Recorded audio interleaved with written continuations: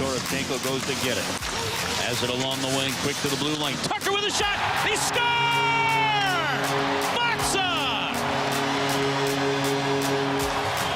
Deflects it in. High glove on Vladar. And the Blues take a 2-1 lead. 8:49 to go.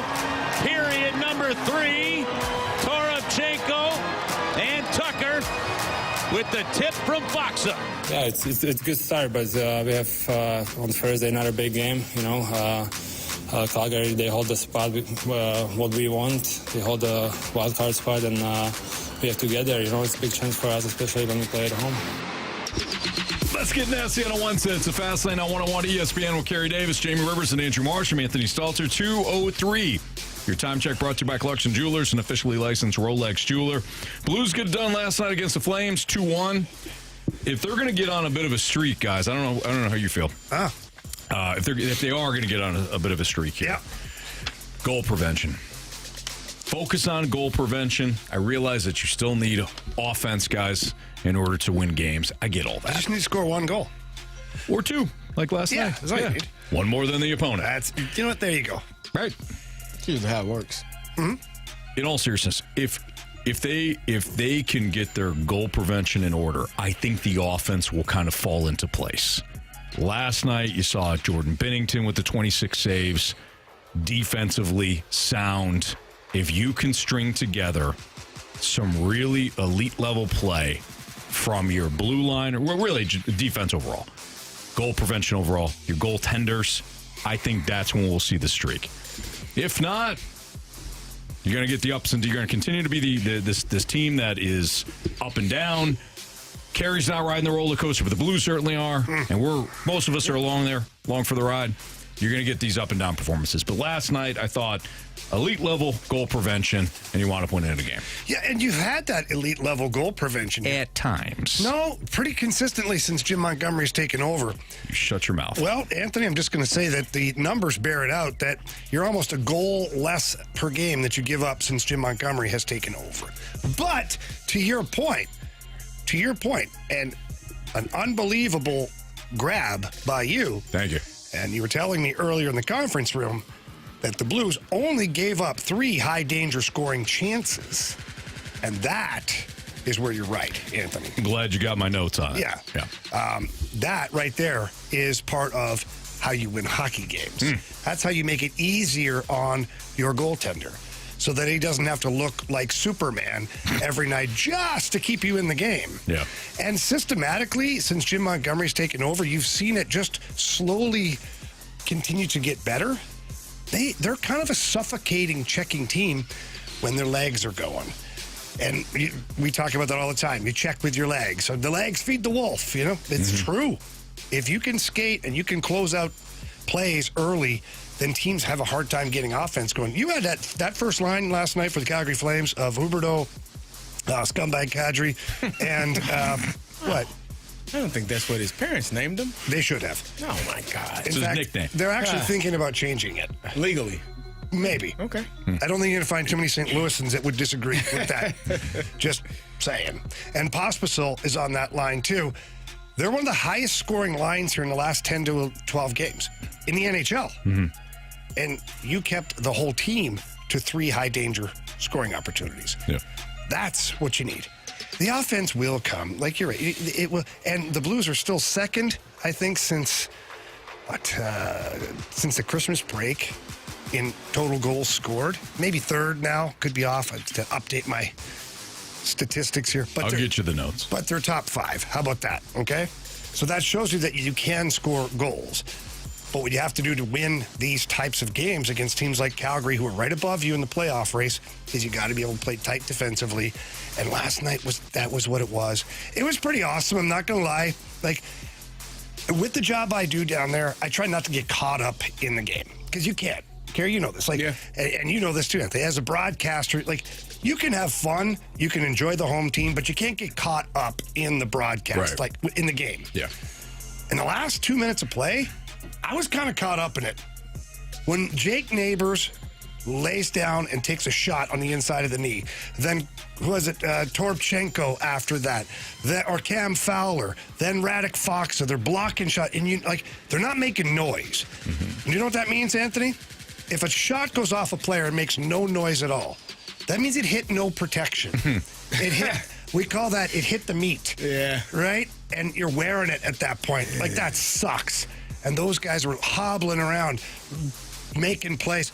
That, I was caught up. I was like, this is awesome. I was like, yes! You guys are doing this. Yes! That is so. I gotta say this. That is the worst when you're driving around and you're listening to, whether it's a highlight or you actually listen to another game. If you have like satellite radio or whatever, and you're listening to the home feed, and the color analyst is like cheering for the team as the play-by-play guy is going. If it's on TV, you can at least see it. Yeah. You're on radio and the guy's like, no, yes, no, ah. I'm like, what's going on? Out of the way. Yeah. And the play-by-play guy's still trying to talk. Like, shut your mouth. It was everything I had. Because you don't want to step on the toes of the play-by-play guy. Yeah. That's like the unwritten rule. Sure. Now, there's people... That might be a written rule. There are people who have been in the business for a long time that step all over the play-by-play guy and don't care, okay? But me, I'm very aware of it. So when John Kelly's like, that block shot by neighbor, like, I want to be like, that's an incredible block. Look at the balls on that guy. Look at the balls on that bull. But I don't, and then you wait your turn. But all I'm saying is that I got caught up in that moment because that's what winning hockey looks like. I did say that too. Like, that's what winning hockey is right there. Mm-hmm. When you have more than one player that is willing to put themselves in harm's way for the betterment of the team, for the victory, like, that's when you know you've got something within this group. Sure. This is what Jim Montgomery has been talking about the last few games, right? When you're talking about grit or you're talking about sense of urgency. Yeah. And to see your players respond as a coach and as a staff, it kind of just, it's a light bulb moment. It's like, okay, we are capable of doing it. We just have to do it. You're talking about blocking shots. That's, to me, defense is nothing but just will and grit. Like, whether or not do you want to stand in front of a puck? Do you want to stand in front of a slap shot? Some people don't, and some people do. And those that do and are on those teams are usually teams that are going to find ways to win games. And so I think this is the message that he's been giving through the media, but to his team. We don't have enough grit. We don't have enough urgency. Mm-hmm. Finish games out. And to be up 1-0 and throughout the entire game and to give the lead up, have a tie game, and that's the grit you're talking about. Okay, things aren't always going to go perfectly. Yeah. How do you respond? Are you going to tuck your tail and run away and say, oh, crap, here we go again? Or are you going to say, okay, they scored, now we got to respond, and that's what they did yesterday. And they needed to respond. They did. Because had they tied the game, the Flames get a point. Yep, it does. And that's no good in your mission right now. So, and I couldn't have been happier, by the way, to see that Radek Foxa got that goal. Yeah. Like, Oscar, would have been nice if it was Jordan Kyrou and then Foxa, or Foxa then Kyrou. No, I totally understand, Anthony. Like, I call Oscar Sundqvist the junkyard dog because, like, he gets run over, he's laying down, sticks in the face, and pucks hit him, and, like, it's just like, because the junkyard dog usually is not a very pretty dog. Mm. It's a little rough looking, Yeah. Radek Fox is right there, too. And, like, he goes around, he hits everything, he, like, blocks shots. And then to see his expression on his face when he deflected that, it was like the are you not entertained? Like, look what I've done. It was awesome. And that line, they played a big part in the game. And hats off to Matthew Joseph last night. Yeah. I thought that was his best game as a St. Louis Blue. Well, we talked about it, right? The hungry dog gets the bone. And he did it. Like, he had some hits, made some plays. Helped out on the penalty kill. So it's going to be interesting to see what Monty does on Thursday. We're going to get into this later, but that third line of Sundqvist, Saad, and Texier barely saw the ice in the third period. Does Nathan Walker come back in for one of those guys, whatever? Because you talk about another hungry dog for the pile. That's a guy. Mm-hmm. So anyways, to put a bow on it all, it's a gutsy win by the Blues. But I don't want to say it means nothing if they don't win on Thursday. It doesn't mean as much if they don't win on Thursday. Well, we'll get into that conversation a little bit later on as well. 2:12, your time check, brought to you by Clarkson Jewelers, an officially licensed Rolex jeweler. It's the Fast Lane on 101 ESPN. You can always become a part of the show. Air Comfort Service text line 314-399-9646. If you want to leave us a mic drop throughout the course of the show today, the mic drop feature Scott Lee Heating Company mic drop feature on the Dobbs Tire and Auto Center's 101 ESPN mobile app is always ready for you to go. And we Marsh does a great job of listening to mic drops throughout the course of the show. So if there's something that might spark your interest, something that we're talking about, and you just kind of want to sound off on it, great. Use the mic drop feature. And of course, our YouTube channel as well, the Airlines Team Studio Cams YouTube channel, or Snake Pit. That's they're ready to rock and roll as always. So our guy, and no Jamie, Jim Bowden. Bobby's brother. Nope. Yeah. Cousin. Nope. He, Stepbrother? Nope, at The Athletic, put together grades, off-season grades. Oh, these are going to be great. For all 30 Major League Baseball teams. Can't wait. Cardinals. A+. You can imagine a team that did not spend a dime What? yet this offseason. Well, that means they haven't made a bad decision either. There you go. You can imagine what grade Right. they got. Yeah. We'll discuss it next on 101 A+. ESPN. Nope.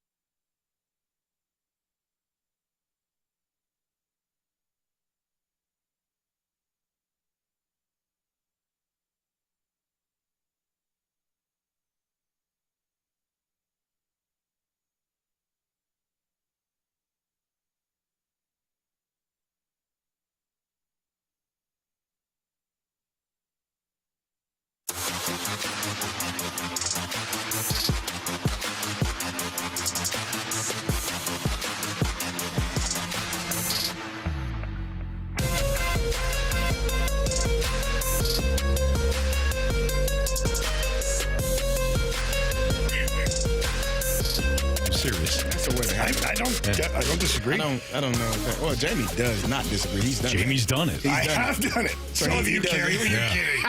Yep. He likes it. Yeah, I don't mind. absolutely. You get your point across. I don't mind conflict. I don't know if you guys have ever noticed that. We've seen it. We've all seen it. We're on air. Oh, hey, it's fascinating. On ESPN. Jamie Rivers, Carey I was going Davis. to say, Tommy remembers. Andrew Marsh. I mean, Stalter. Oh, man. Tommy loves me, I think. Yeah. I hope. Depending on the day, probably. I hope. Yeah. Absolutely. Calls me spicy. Yeah. He does it. I know. Calls me something, all right.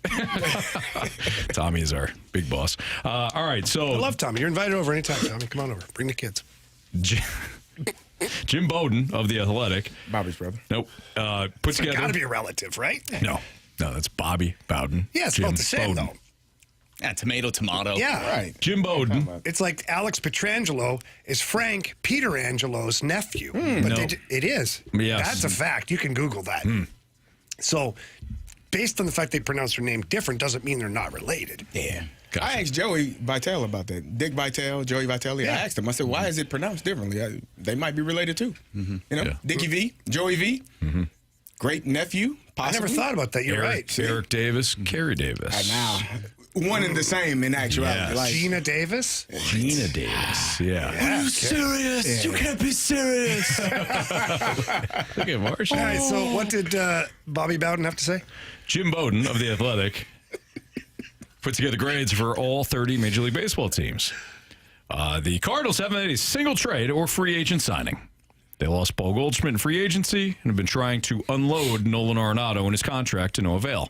Even if they can't trade Arenado now, Jim writes, if he comes to spring training and demonstrates he could be a comeback player of the year candidate, his trade value might improve, and it might be easier to swap Oh, him. yeah, if he's doing great, let's get rid of him.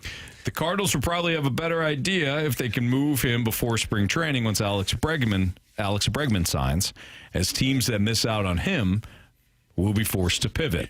In the meantime, they're building for the future in the final year under John Mozeliak's leadership before Chaim Bloom takes over as president of baseball operations next offseason. Grade F. What? How can you grade a team that hasn't done anything? Biggest question, can Jordan Walker and Nolan Gorman develop enough this year to live up to their potential on both sides of the ball? Season prediction, 5th place. how many teams in the Central? That'd be Wait. 5. 5th place in National League? Yes. Playoff team. In the National League? National League Central. Oh. Yeah, National League Central. Sorry, let me clarify. I got excited there. Yeah, in the division where there's only 5 teams, Jim says 5th place for your Ready to Cardinals. finish. Dead last? Yeah, good. It's good, yeah. No, had a nice day. That is harsh, man. Yeah, F. I mean, you haven't done anything, so I guess to Jamie's point, can you really get an F if you didn't show up? It's like- well, yeah, actually, yeah, you can. Well, Yeah, because no. if you don't show up, you don't show up, you take the It's test. not that you didn't show up. You haven't made a mistake yet. It's like if a tree falls in the forest. Like, it makes a noise, but if you don't hear it, can you confirm? Nah, I don't know. Is the tree down or is it Yeah, if the upright tree- when you if the walk tree past fell- it? I don't know because I don't know what tree fell, but I know one of them did. So I just think that if you're sitting there, I don't know what I'm talking about, but if you're sitting there and you haven't yet done anything to be something that would be a mistake, then you can't. You can't say it's a mistake. You also can't give praise either for they're awesome. So it's like almost like the Cardinals just don't exist this offseason. That might be worse. So the grade should be Incomplete. incomplete. That's what I was looking for. Thank you, Carey Incomplete. Davis. Right, but if you're already an F student and then you show up, actually you don't show up to take your test, your grade ain't getting But they any weren't better. an F student. They were more like a C student. Were they? Yeah. Yeah, They for weren't a an while. F. Yeah, I I'd think say I think D. they're a Okay. C I think we student can meet for in a the while. middle at a D. Yeah. No, Why is it always all about the D with you? I think they're a C student. C minus? There you go. I'll Okay. take that. All right, that's much fine. But that's better. passing. Yeah. Yeah. Ish. That's barely passing. Guys, did they finish above 500? You know what you guys I'll don't take a full appreciate? body of work. I'm not you guys talking don't about one appreciate project. 83 wins. Just, Yeah, no. we know that because they told Dewitt's us. right. I appreciate playoffs. We don't appreciate the fact that they got 83 wins. I mean, I mean, 83. You saw your Cardinals win 83 times last year. Quite frankly, what are you complaining about? that's awful. So good. Oh my God. So I still say that this is. I don't think this is an incomplete. I think if you don't show up to take the test, it's an F. Mm-hmm. You didn't show up. I agree. But that's bullspit. You didn't show up to take the test. You don't have to show up and take this test. It's Yes, you optional. Not everybody has a Karen that can help you get through school. Thank you, Marsh. Poor Karen. I wish she had a better name. Because she was anything but a Karen. She's a sweetheart. Oh, man. Thank God for her. I don't know.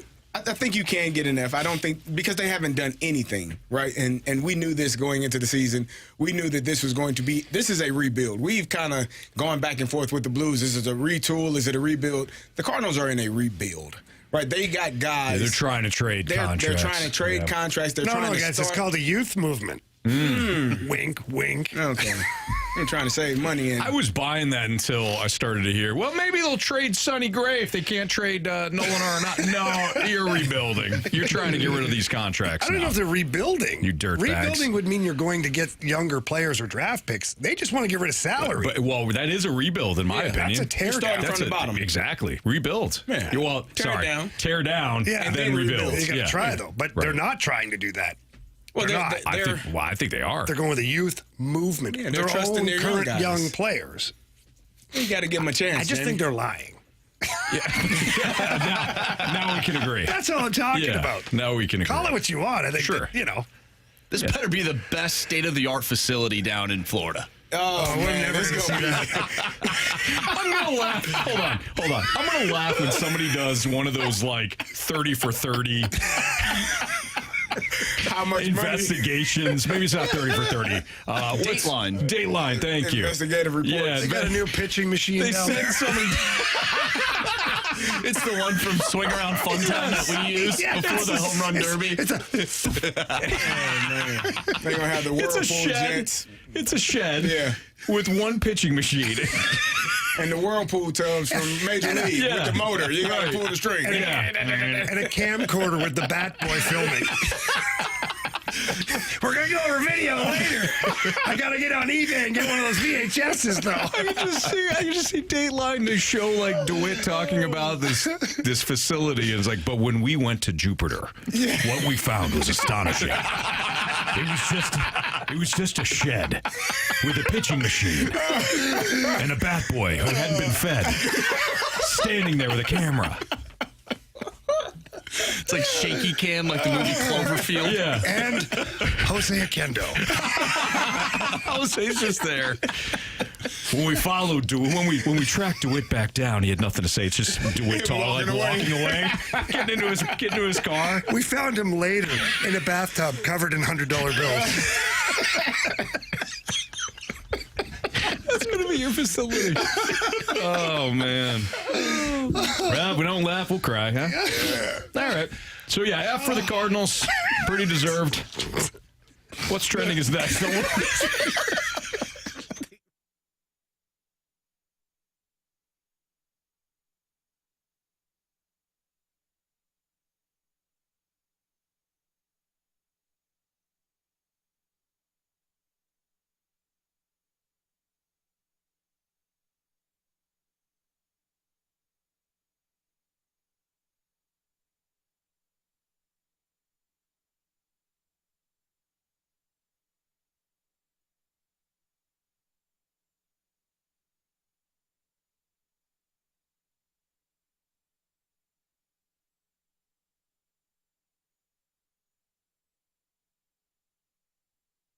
If you love sports betting and you are downloading different apps, please download Circus Sports Illinois, the app. It is the best by far. They've got the best odds of any app that's out there. Just prove it to yourself. Download any of the other competitors. Look at their odds on the same games, on the money lines, all that stuff. Circus Sports Illinois has the best odds. They've also got great lines for all of their futures bets, as well as no betting limits either, which is awesome. But they got the tight money line splits too, and they've got all the player props, the parlays, and things like that. Things you love to bet on all the sports.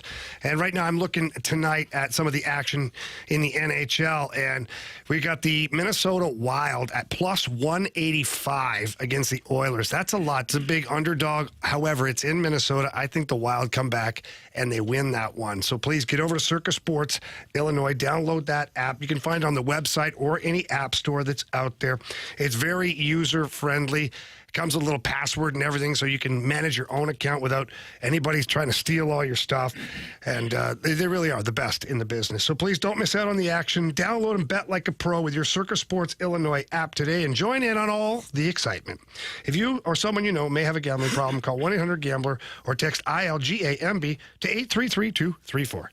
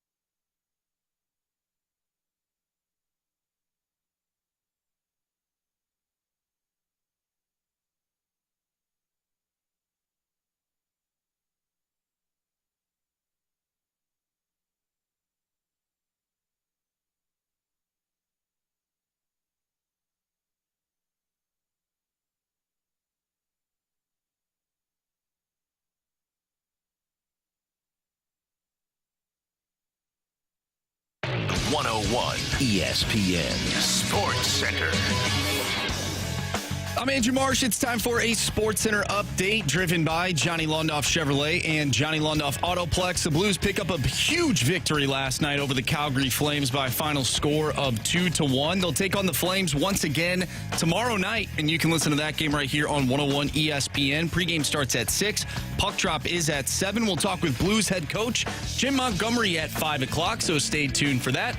But coming up next, we have What's Trending as we'll dive into a huge win for a certain college basketball team. I'm Andrew Marsh, and the Sports Center update is driven by Johnny Londoff Chevrolet and Johnny Londoff Autoplex. See them at londoff.com. Chevy, together we drive. Are you kidding me?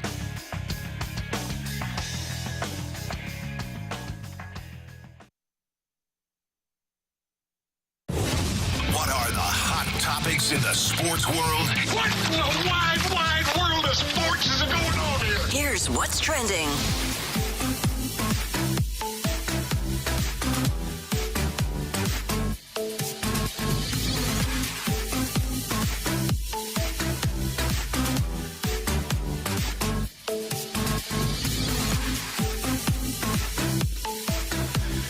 Welcome back to the Fast Lane here on 101 ESPN with Anthony Stalter, Jamie Rivers, and Carey Davis. I'm Andrew Marsh, and it's time for What's Trending. Gentlemen, the Mizzou Tigers picked up a massive victory last night against number 5 Florida, 83-82 win for MIZ.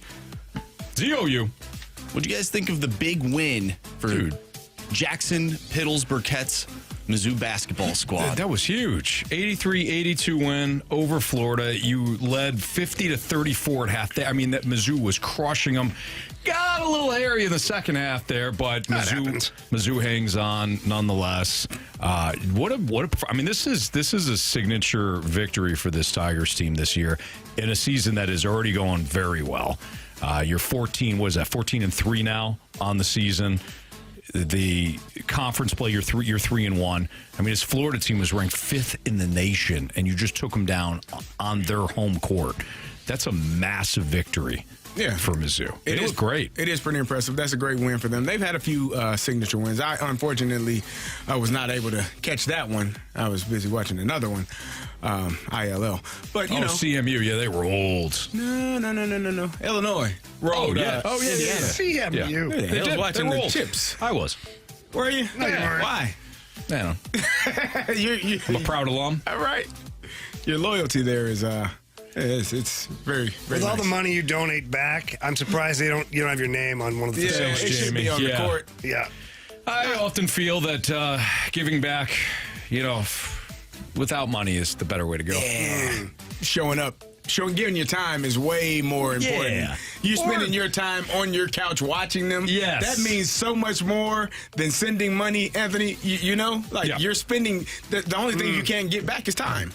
Very true. You can get money back. Yeah, but and he is constantly promoting the team on the Always. airwaves. Yeah. I did think it was a little weird when you had Marshy grab the audio from every time you talked about the fire-up chips, and then you emailed it. But the problem is, I don't know, there must be a guy, Jay Rivers, at Central Michigan, because it got sent to me. And it was really? weird. Yeah, all the times you talk about, fire-up chips, endless clips of him talking about it. Oh, it's weird. You got all of them? All it said on the email is, "You're welcome."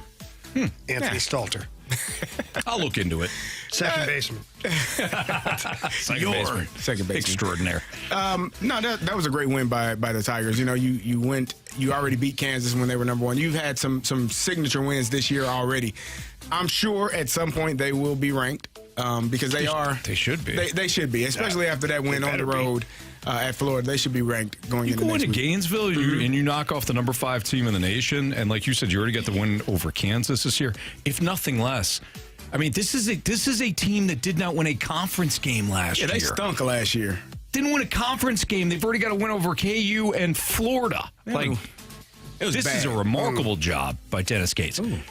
Last season is proving to be the outlier, right? Like the aberration. So I think that was a tremendous win last night by Mizzou, and good for them. And Illinois got a win in Bloomington. ILL. Fire up Illini. I got you, man. He didn't help me. Nah, it's okay. Yeah, he left me hanging. No, I said fire up Illini. Yeah, I heard it.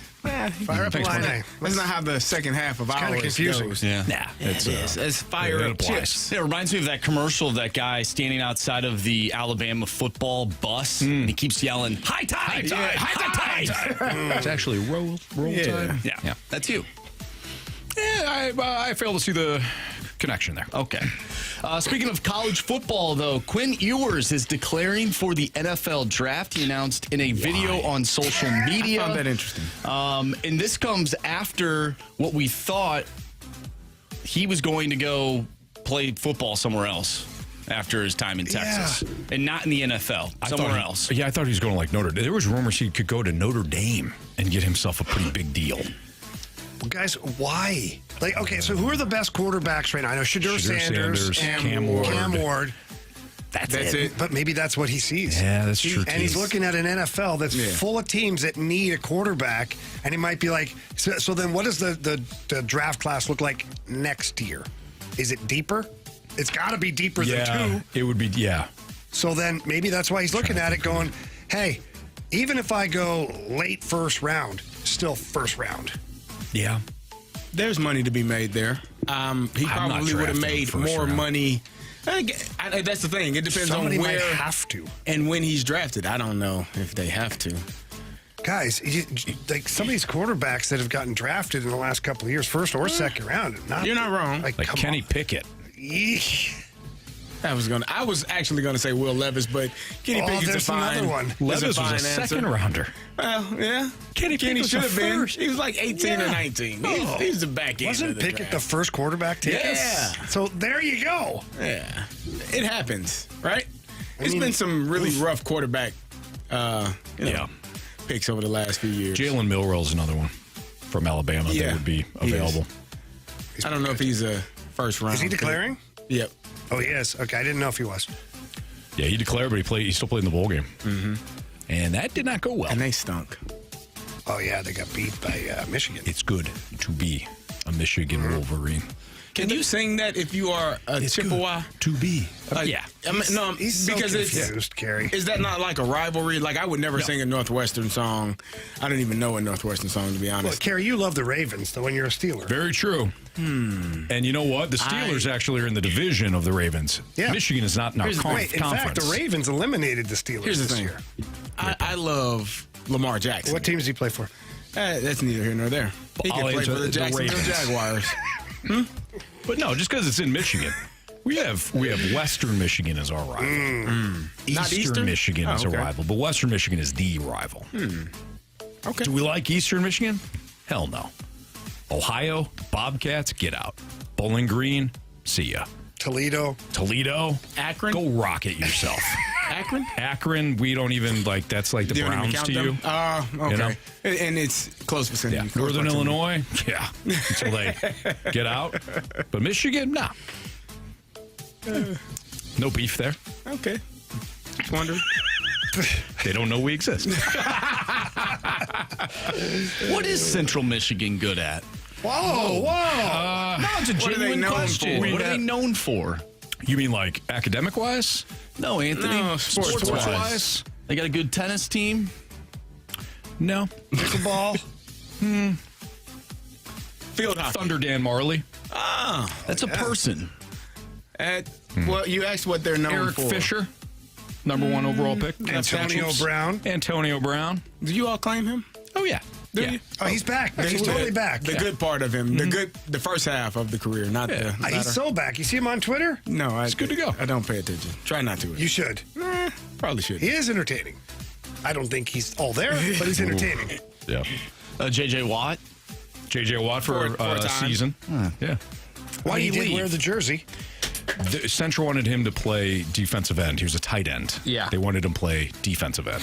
And he And- said, no. Then he went to Wisconsin. Wisconsin goes, hey, we want you to play defensive end. And he said, no problem. That's a true story. I don't blame Chris Gaiman from John. John was right. I had a math class with Chris Gaiman. All right. I thought to myself, Angeles if this guy Clippers? is not a basketball player, wow. Because I was not good at math, and that was the lowest rated math class. And I thought, man, I hope he's a basketball player. Turned out it was Chris Gaiman. Top 5 pick. Go figure. All right. Yeah. Who knew? Who knew? I did not. We were freshmen. All right. Can the Eagles and Chiefs overcome their one big issue? And it's a similar issue. That's next on 101 ESPN.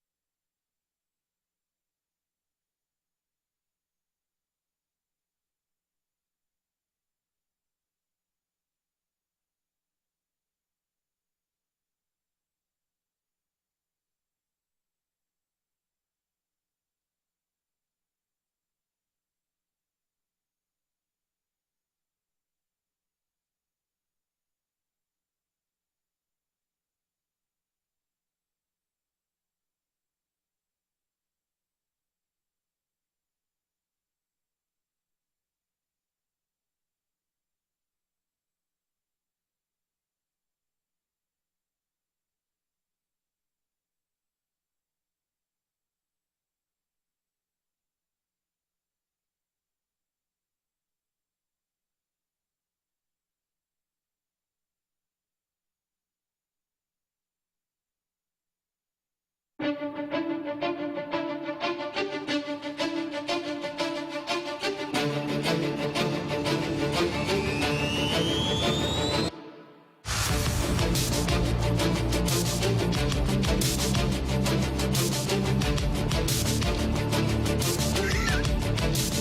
a fast lane on 101 ESPN. Jamie Rivers, Carey Davis, Andrew Marsh, I'm Anthony Stalter. And we have your shot to score a pair of lawn tickets to see Chris Stapleton on Friday, July 11th at Hollywood Casino Amphitheater. Tickets for Chris Stapleton go on sale this Friday at 10 a.m., but you can win free tickets right now if you have the correct answer to the trivia question that we're about to give you, and you're the 101st texter to 314-399-9646. That's our Air Comfort Service text line. Here's your question. Yesterday I said, hey, Chris Stapleton, he's in the theme song for Monday Night Football. What artist does he also share that limelight with? And correct answer is Snoop Dogg. Snoop Dogg, of course. Doggy Dog. Which artist are they covering in that song? Which artist are they covering? Oh, that's in easy, that song? Anthony. Well, not for you. This is for them. Don't tell me what to do. No, I'm just Find all the ticket details and a bonus chance to register to win tickets at 101ESPN.com or on your 101 ESPN mobile app. Now, boys. All right. That's one of my favorite things. When Jamie gets angry, like when he shoots back, like when he literally stood up for an entire show because you told him to sit down. The bitterness. So he's like, hey, don't tell me what to do. He stood up the entire show. I was like, he's not going to sit down. It was I just watched. I just waited 3 hours. We all usually sit down by the third or fourth segment. He stood up the entire show because you told him to sit down, and he said, the hell with you. That's my Jamie. Of course. That's my Jamie. That's the Jamie I love. Honestly, the bitterness, the stubbornness, it runs deep in this show, and I love it. Yeah, I really do. Absolutely does. All right, so We're all a little bit off. Different ways. Yeah. I was thinking about the Eagles and the Chiefs and we a lot of times talk about the passing attacks or the offenses in general in the NFL. I don't think anybody can watch the Eagles over the last month and not say that the passing game, and really over a month, the passing game just isn't there. Now, the Chiefs have Patrick Mahomes, but we've also talked about the downfield threat not being there for the Chiefs. Maybe Xavier Worthy winds up becoming that guy, but they're still using him around the line of scrimmage a lot. It's not like what Rashee Rice became by the time they won the Super Bowl last year. Do you guys think in this day and age in the NFL, the passing attacks and all that they can overcome their passing issues, and they're separate, but their passing issues, to still either represent their conference or win a Super Bowl? Which team? Either one. I think the Eagles can. They got a guy named Saquon Barkley. Mm-hmm. And a great defense. But the Chiefs have a great defense, too. They do. They don't have a Saquon Barkley, though. No. I think, and this is going to sound funny, under the scenario that you just presented, I worry more about the Chiefs than I do the Eagles. Even though the Chiefs have Mahomes. Even though the Chiefs have Mahomes. Because if, for whatever reason, somebody takes away the passing game, like the Buccaneers did in that one Super Bowl to him. They chopped it. That was awful. But they had Tyreek. I know the offensive line, but they took away the passing game and forced him to do other things. The Bill Belichick throw with your left hand instead of your right. Right. Well, the Bucs did it in that Super Bowl, did a great job. If there's a team in the AFC that's able to nullify some of the weapons downfield and they have to rely solely upon their running game, the Chiefs are in trouble. Mm-hmm. That's just my opinion. Whereas the Eagles, I feel like the running game, they rely solely on Saquon, and the running game will present passing options at some point. Even if they're not great, big chunks of yards, it'll still give them a passing option because you've got I consider the best running back in the game right now. Yeah, soften them up. For me, I agree with Jamie. I think when you watch the Chiefs, the two times where they have struggled in the playoffs over since this window has been open of championships, it was against the Bucs and it was against the Cincinnati Bengals. And both of those times, they forced Joe Burrow to stay in the. I mean, sorry, not Joe Burrow. They forced Patrick Mahomes to stay in the pocket, to not be able to move around. The Bengals did a great job. They rushed 3, dropped 8, really forced him to find the windows, but not allow him to escape.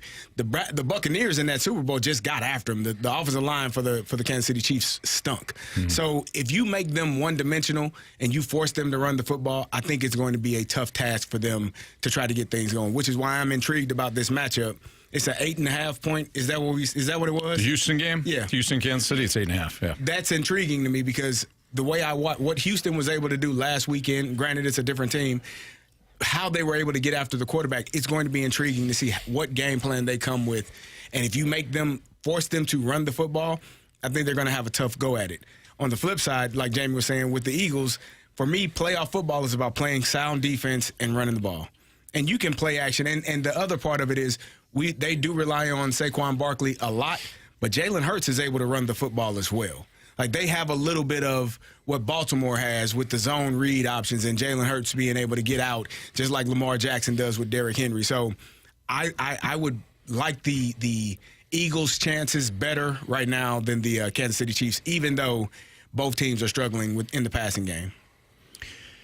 I think the Eagles are going to be fine this weekend. It's difficult to play 2 perfect games back to back, and I think the Rams played as perfect of game as they could against the Vikings. Sorry, Marsh, on Monday night. I don't know if they do that again against the Eagles, right?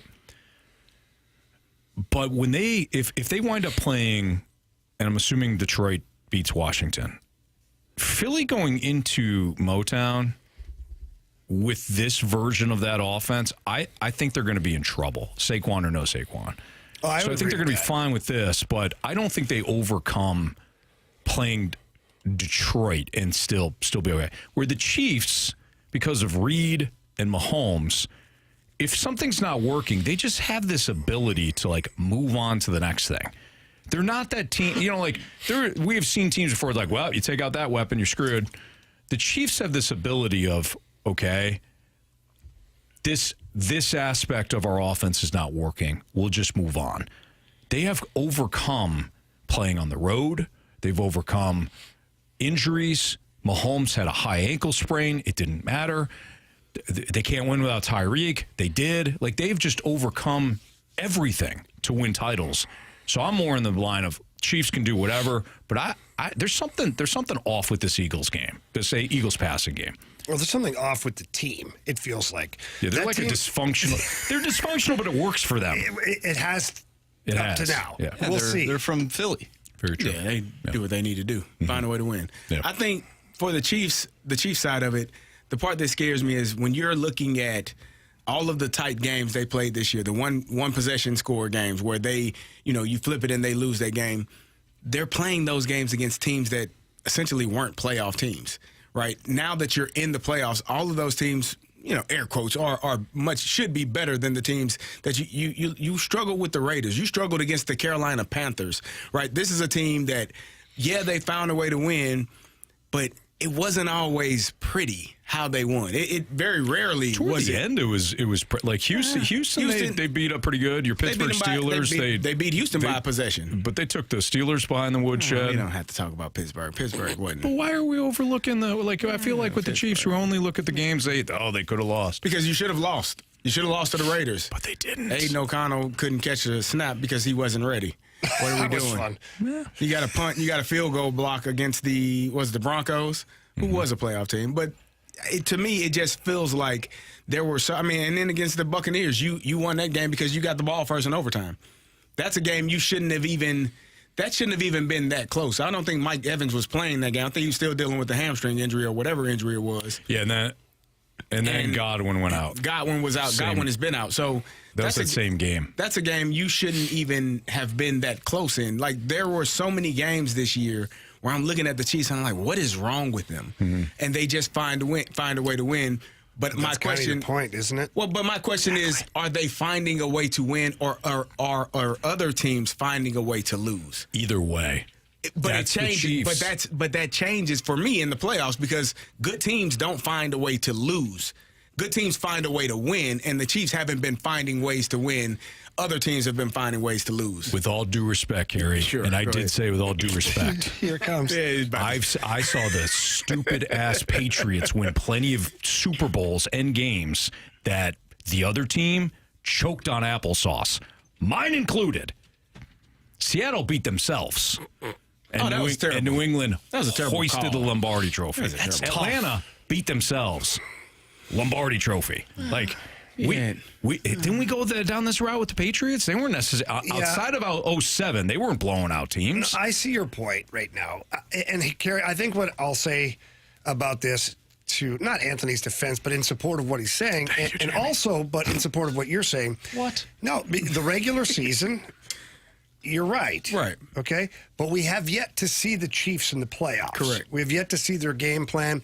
They do have Andy Reid, who has to be in the conversation with the likes of Bill Belichick and other great coaches that have been in the NFL. Absolutely. So that is an advantage. You don't have a Saquon Barkley, but you have an Andy Reid. And, Andy Reid, what he's been able to do in the last couple of seasons is build a game plan that gets his team to the championship. And because he doesn't have the pieces he once had on that team, but he still finds a way to keep winning football games. To your point, well, other teams are finding a way to lose. Okay, but that means Kansas City's finding a way not to lose. Yeah. That's one way to look at it. I mean, we'll see how right? it goes. Right, we'll see how it goes We'll during the see. playoffs. I think if there's one reason why the Chiefs lose to the Houston Texans this week, it'll be because of one person, not anybody on the football field, but this was at 3:05 on the 12th. The AFC wildcard games were horrible, but at least Bills-Ravens should be awesome, and it'll set up for either Mahomes-Allen or Mahomes/Lamar in the AFC Championship game. That should more than make up for these three duds. That came from Brandon Kiley. That's just not a great look heading into That's the BKO the coming. divisional round. Yep.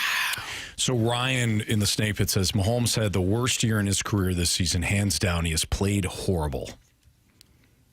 And yet the Chiefs are the number one seed in a conference with Josh Allen, Lamar Jackson, Joe Burrow, C.J. Stroud. Like James said, that's kind of my point. Like, So- they'll figure it out. Yeah, maybe. Maybe. I mean, to be determined, right? Because You're grinning over there like you think this is going to fall I apart, just said and maybe. you're gonna shove it where I said the maybe. sun don't shine. We watched Oregon beat, Ohio State by a point earlier this year. And then kind of flipped the second time around. Got their I don't know. faces kicked in the second time. Things Certainly happen. did, yeah. Yeah, so, Certainly did. I mean, anything is possible in football. Ryan says, prove me wrong. I'm not going to prove you wrong. I'm just saying. And they're still the number one seed. So what does that say? And still. And what does that say? It says they'll probably lose It says- at some point at home this year. Go Chiefs. It's Fastlane on 101 ESPN. Will last night's win mean anything for the Blues if they lose this next game against the Flames? That's next on 101 ESPN. Dramatic.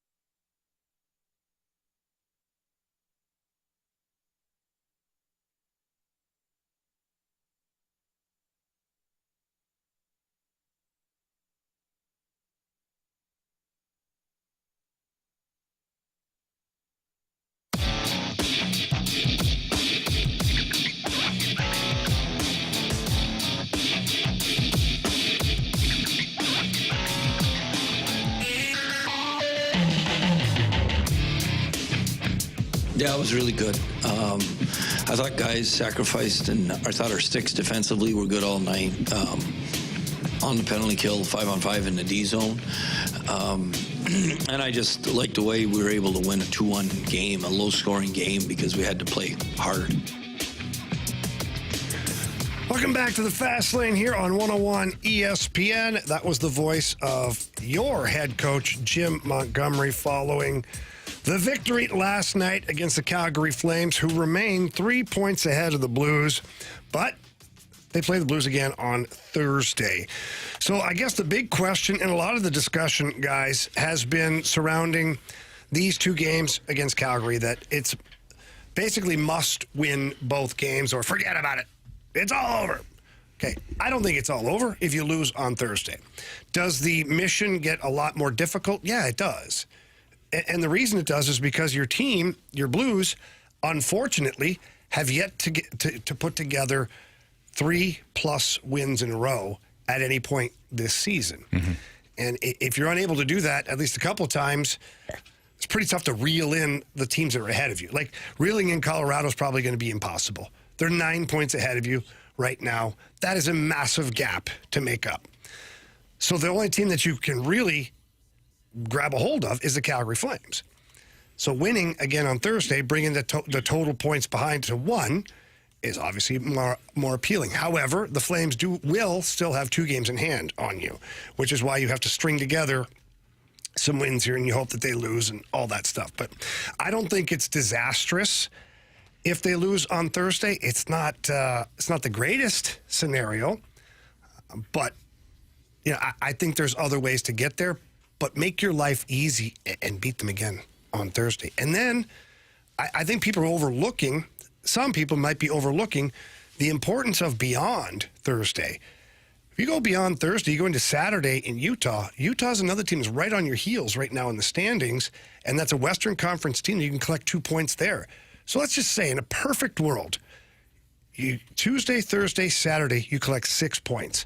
That's a great week for you. Mm-hmm. And that's what you have to start doing, is chunking together 6 points, 8 points, 6 points.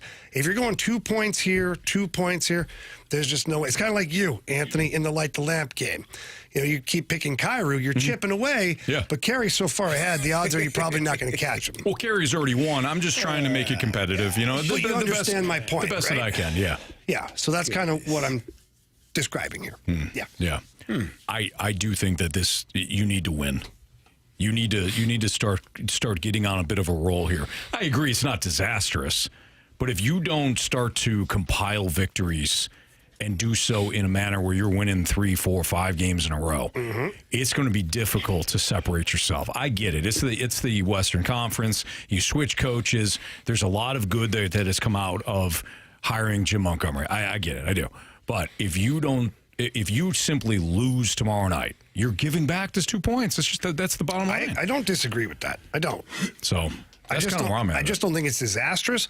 But if I'm the coach, if I'm the player, if I'm like in that locker room, like it's all or nothing tomorrow night. You have to treat it that way. You have to treat it like it's like an elimination game in the playoffs. Like, that's the way I want the team to play. And if they play that way, the chances are going to win the game. So I think it's both things. Yeah, you want to win and get another victory against the Flames. But if you don't, and to your point, Anthony, I think at some point you got to win 3, 4, 5 games in a row. Like, if you lose this game on Thursday, it's not the end of the world if you can find a way to have a 3, 4, 5, 6 game winning streak, which they haven't had more than 2 this year. So I think that's the biggest thing. If you win this game Thursday, it puts you in a better place. But more importantly, I think this team needs to go on a run, a streak of 3+ games, because if you don't do that, I don't think it matters what you do Thursday night, because you're still, as you said, Calgary still has 2 games in hand, correct? Yeah. And so you're still in a position where if they continue to win at the same pace or the same clip that you're winning at, you're not going to be able to catch them. So for me, it's about winning those, having a multiple game win streaks at some point this season. And to your point, you guys bring up the having to win at least 3 games and keep going on a run and whatnot. Are the Blues on a deadline to do that? I know when we think about it, it's like, well, let's at least get it before X amount of time, like before the regular season ends. But is that deadline the trade deadline? Because we know Doug Armstrong will have his mind made up heading into the trade deadline whether or not he wants to be a buyer or seller based on what he's seen up until this point. Yeah, that's a good question. I would say that. Yeah, I would say that's exactly the deadline. I look at the deadline for the Blues here, not necessarily like an actual deadline, but you don't have a lot of games in February because of the 2-week break. That 2-week break is going to be really interesting to see what happens because all the best players in the NHL that are representing us, they're going to play a lot of hockey. What do they come back looking like? Do they come back injured? Look at John Tavares, the 1 year went to the Olympics and was done for the rest of the season because of a knee injury. Like, these things do happen. And also, what does the rest of the team do during that 2-week break? I've been a part of some Olympic breaks in my career, and you have teams that come back and they pick up right where they left off, and you have other teams that are stuck in the mud because 4 or 5 players went off to the Bahamas and didn't do a thing for 2 weeks, and it happens, right? So I think the deadline for the Blues is the end of February. You only have, 8 games in February, and you got the rest of this month. So whatever you got left for this month, plus those 8 games, if you're nowhere near it again, like if you're still spinning your tires in the mud, I think at the trade deadline, you're looking to move on from some contracts, maybe move on from some players, let some of the younger guys play more, kind of what they did last year. So for me, it's the rest of this month and February because it's minimal 8 games. And then you see where you're at, man. Like if you're right where you're at now, a point or 2 out, then you keep going, man, because you're still in it. But if you're 6-7 points back, pretty tough to say we're going to make up that ground when you haven't made it up all season. Right. And this long break could be a good thing. Some teams, they're hot heading into a long break. The NHL's had that like bye week that they've put in where hot teams will go in, and then all of a sudden you have a bye week, and then you're a different team coming out of that week. Maybe the Blues pick up some steam after that break. Maybe Jordan Binnington and Colton Parayko play very well for Team Canada. And all of a sudden, they start doing some stuff. Not that they haven't already all season long, but, maybe it just looks different for the Blues heading out of that break. It could be a good thing. Yeah, sometimes it is. Players that maybe have not had a great season can use that as a reset and come back and basically compartmentalize the season and say, okay, like sports psychologists will tell you this, okay, you're using that now as your starting line. Never mind October when it started. The starting line now is going to be February. What do you do post Olympic break or 4 Nations break? And players can kind of recapture their season, and other players can kind of let it slip away. So it is an interesting time when you have such a long break. Is that I didn't mean to cut you off. Is that a concern? I'm sure it is for upper management guys that are playing in the Olympics or 4 Nation tours, because it's not. I mean, you see in the NFL they don't even play football anymore. They literally made it flag football. Oh, the Pro Bowl. The Pro Bowl, right? Because of guys just like, the hell with that. I'm not getting injured. I'm about to go sign a new contract. But this is in season. Like baseball, same thing with basketball. NBA All-Star game is terrible. Nobody wants to watch it because they're not playing real basketball. Well, the regular season's terrible too. Well, but it just doesn't. Well, it's not terrible. It just doesn't matter. Marshy's on to it. This is true. Major League Baseball is probably the All-Star game is probably the truest All-Star game of them all because guys are actually trying to a degree. Because there's not as much risk. Because the NHL plays 3-on-3, and those guys fly around and have some fun, but there's no contact. Correct. Nobody's hitting anybody. So the concern for this is greater because it is actual hockey, and guys are actually playing intense too. And going after it. You don't think Canada versus USA in a final, or even it's going to be like playoffs, man. Like you've got, and they're going to be playing in Toronto. They're going to be playing in Boston. Right. It's a massive markets that people are going to be like, let's go, man. Yeah. And when you put that jersey on for your country and you represent your country, it means a lot. Yeah. Like, it's just different. It's got a different feel to it. And you're right. Things can get intense. The last time we had a World Cup of hockey, which was similar to this, Canada and the U.S. ended up in the final. They ended up beating the tar out of each other. Fights and, it was wild. Like, Keith Tkachuk was on that team, and he fought a couple of times. And, it was fun to watch, but if you're the GM, if you're Doug Armstrong, you're sitting there going, you're squinting every time somebody hits Colton Parayko, or the puck hits up high on Binnington on his neck, or So those situations are real, and the consequences could be brutal. Right.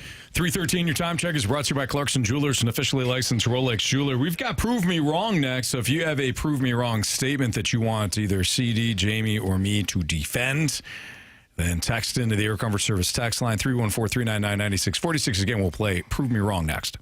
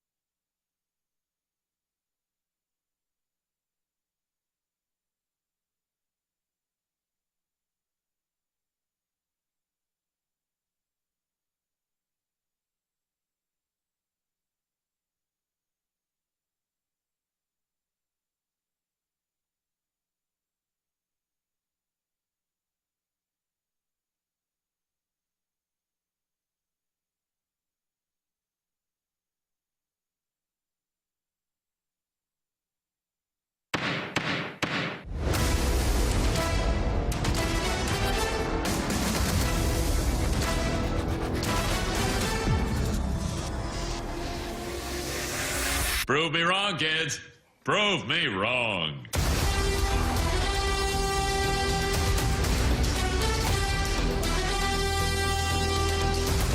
All right, we're stepping into the Honorable Judge Andrew Marsh's courtroom for Prove Me Wrong. Judge? Yes. Looking handsome as ever. Well, thank you. Yeah. Is that a new shirt? No. Oh, man, you look great, though. I mean, we're so happy that you don't have the cul-de-sac, you know? Mm-hmm. Yeah. You're fantastic. You got the hat, and, you're growing your hair out, and, whew, man. Yeah. Handsome lad there. No doubt. You know? All right, so time for Prove Me Wrong. I love how you guys always, like, when we come in here, you're always complimenting my looks, but not, like, who I am as a person. Or, like, the things that I bring to the table. It's just my looks. Your Like, intellect, which goes unnoticed because it's not visual, is second to none. Mm-hmm. Okay. Yeah. Okay. I mean, you are the glue that holds this thing together. You know, the stick that stirs the drink. You know? You get us back on task and tell us when to shut up so we can get back on air and Like not right say now? anything Well, stupid. I'd never tell you to shut up. No, you do. You can. Yeah. Oh, till he says it, and then you give him the stink eye. No. Come on, Carey. That's usually you, Jamie. I just count down 3, 2, 1. That's what to do. 3 times. Yeah. 3, 2, 1. 9 to 1. Hold.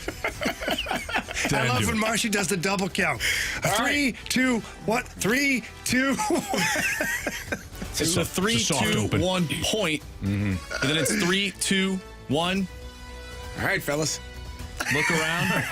Make sure no one's saying 1. There you go. Point. All right, let's start off with the 3-1-4. Prove me wrong. Peyton Manning is the greatest regular season quarterback of all time. Are you kidding me? Have you seen Dan Marino's stats? Take a look at that. Go dive into that for a little while. Peyton Manning, best regular season. Did you see some of his regular seasons near the end? Oh, my gosh.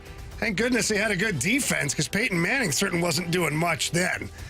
You can't tell me that Peyton Manning, the greatest regular season quarterbacks. Look at some of the regular seasons that these quarterbacks have had over the years. Drew Brees. I was just about to talk about that, Anthony. Yeah, sorry. Peyton Manning is certainly one of the greatest quarterbacks of all time, but greatest regular season quarterback, I find that really, really difficult to stomach, let alone believe. So, yeah, I'm going to have to say no on that one. And the numbers will bear that out, too. Just go digging a little bit. I think Dan Marino is the definition of a great regular season quarterback. Thank God we were just talking about him earlier. From the 636, prove me wrong. With the DC Defenders in the UFL re-signing Jordan Tiamu, they'll be the best team in the UFL. Still be the best team in the UFL. The DC Defenders. Now with the new look Battlehawks bringing in a couple of different quarterbacks. They got younger at certain spots. Anthony Becht has coached these guys incredibly well. The Battlehawks always seemingly find the best group of guys that are going to play potentially in the NFL. You see the best. They certainly have some of the best wide receiver groups. They mimic the Bengals offense and the Rams offense, some of these other offenses in the NFL. So they acquire these guys that still have aspirations to play in the league. Jordan Tiamu, hey, at one point, well-respected Battlehawk. But I like this new direction here for St. Louis. And when you come to the Battle Dome, it doesn't really matter. It doesn't matter who you have. He was respected when he was a Battlehawk. Right. Yeah. Things change. Now he's the enemy. Yeah. That's right. Thank you. DC Defenders, not even the best team last year in the UFL. No, not at all. So didn't win it. Yeah, at all. No. Never. From the 314, prove me wrong. Frank Thomas is one of the biggest overshadowed players of all time during the Sosa-McGuire era. Overshadowed. I don't know that you can be overshadowed when your nickname is indeed the Big Hurt. Like people, you know why they called him that? Because he hurt baseballs. People tuned in to watch the White Sox because this large gentleman, first baseman, hit the ball out of the yard all the time. You're not overlooked, underappreciated for sure, but never overlooked. You can't. How are you going to overlook somebody 6'5", 6'6"? You got to be standing on a ladder to overlook that guy. He's a large human being. Big Hurt. One of my favorite players to ever play the game. No, not at all. And you talk about the hurting baseballs. I thought they called him the Big Hurt because he does all those testosterone commercials now. That's later on in life. Could be. A different type of hurting. Yeah, either way, he earns his name. Yeah. He did hurt baseball. Nice. Yeah. Did have a good nickname. Yeah. If you got a good nickname, are you really overshadowed? No. Actually, you could have stopped right there. Yeah. You have a nickname that everybody knows, like Big Poppy, Big Hurt. Like, you kind of, Great baseball player. What a great nickname. It is. The Big Hurt. The Big Hurt. Well, there's some players that have the same nickname that go throughout different sports and they're different people. I've never heard of the Big Hurt from anybody else. Yeah, well, you're right. Great point. You know? This one comes from Buzz. Prove me wrong. Other teams come to St. Louis saying, we need to beat the Blues if we want to be real. While the Blues are saying, we need to beat that team. Other teams look at the Blues like the Blues look at Columbus. I don't either. That was. What am I twisted proving in wrong? knots. Oh, come on. I need a minute. I understand perfectly what he's saying. I need a minute to. The Blues just know how to play and win games. You know, that's all. They don't focus on the opponent. They don't worry about who's coming. You know what good teams do? They focus on themselves. You focus on your game, getting better every day. You know, your coach says you lack grit. You need a sense of urgency. What do? They go out and show grit. They show out. They show a sense of urgency and find a way to fight and get a win that they need. Not because it was the Calgary Flames, because it's the next name. It's nameless faces, right? You just got guys on the roster. You got teams on the schedule. You don't care who they are. It doesn't matter who's playing, because all you're going to do is play Blues hockey. And if you play Blues hockey, that's more than enough against whomever comes into that stadium, that arena that night, or whatever arena you're walking into that night. That's all you got to do. Play your game, nameless faces. We don't care who it is. Line them up. They can be in a red uniform, a blue uniform, a gray uniform, whatever color uniform you got, put it on, and let's go see who's the best team on the ice that night. Oh, that was a fantastic answer. Yeah, it certainly was. Yeah, I don't think you answered the question, though. It was really good, though. It was really good. I mean, excellent. that was great. You went in a direction. Yeah. You didn't know where you were going. I was inspired. Carey was driving blindfolded. Yeah. Somehow still on the road. Like, just making the turns. Absolutely. I didn't know. I didn't understand the I question. didn't either. I was like, well, what am I arguing? So basically the question was, you know how we always say, well, the Blues need to beat Columbus, or the Blues need to beat the Sharks, or the Blues need to beat this team, because in order for the Blues to be a real team, a real playoff contender, you got to take care of those teams. Yeah. What the Texans are saying that these other teams that we're playing are looking at the Blues like we're looking at the Columbus But Blue where's Jackets. the prove me wrong?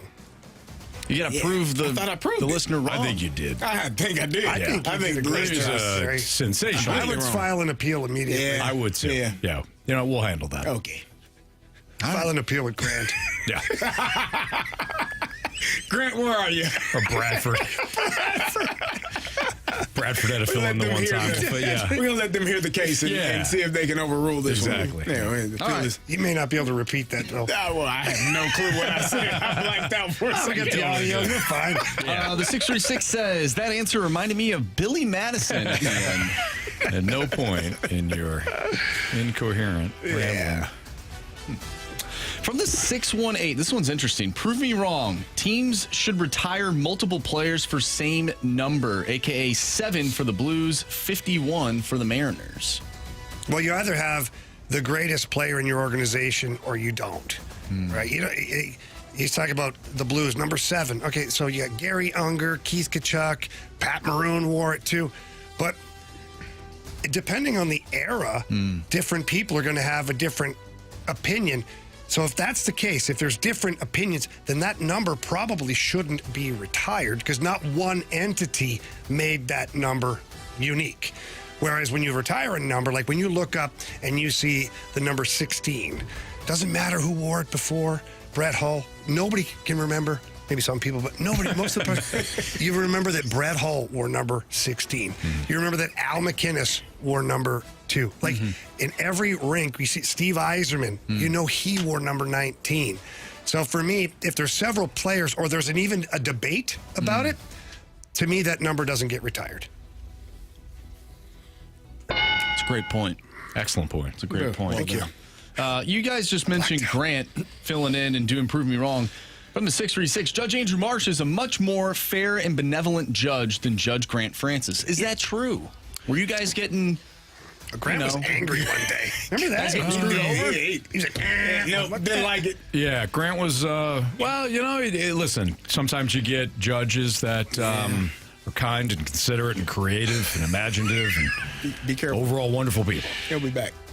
yeah. And sometimes you get other judges that, you know, think it's their time to shine. Yeah, and sometimes you get Grant. Yeah. Yeah. All right, one more here. Interesting. From the 314, prove me wrong. The Blues need to bring Dalibor Dvorsky up to third line center. and Oscar Sundqvist go down to fourth line winger. Let's talk about it next in the Fast Lane on 101 ESPN.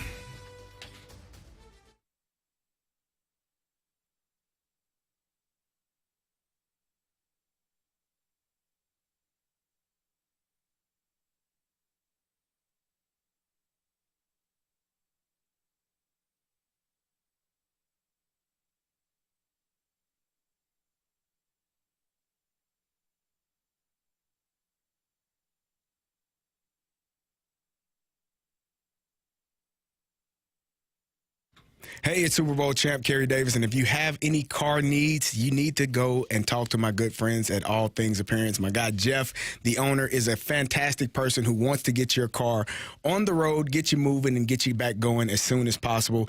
He will work with your insurance and warranty company to make sure you're getting the best price possible. So if you had any incidents, anything, dent repair, collision repair, maybe you want to get it painted. Maybe you just want to get it detailed with all of the salt that's going on the roads. You can get it clean. You can go see Jeff at All Things Appearance. His number is 636-248-5051, or you can reach out to him at All Things Appearance. Jeff is not only the owner, he will also be the one that you speak to directly. When you call that number, that's him. That's his personal cell phone number. He will talk to you about whatever your car needs are, get you a fair price, make sure you're not being overcharged that some of these other companies do. He's going to get you on the road. He wants to take care of his customers. And the best thing about it, if you go back the second time, when you call him again, he'll probably have your number stored in his phone. He'll call you. You'll talk to him directly. He'll answer, "Hey, how you doing?" He'll remember who you were and the work that he had done in the previous work. So he'll get to you and get you squared away as soon as possible. Again, that number is 636-248-5051, allthingsappearance.com. Give him a call today and tell him Carey sent you.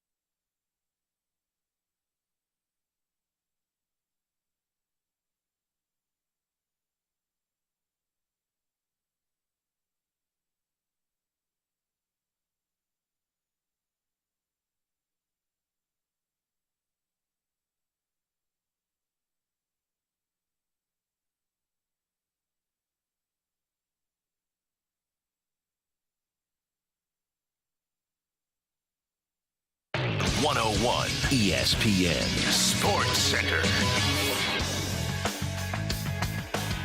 I'm Andrew Marsh. It's time for a Sports Center update brought to you by Saliga Heating and Cooling. The Blues pick up a 2-1 victory over the Calgary Flames last night. They'll take on the Flames once again tomorrow. Pregame starts at 6. Puck drop is at 7.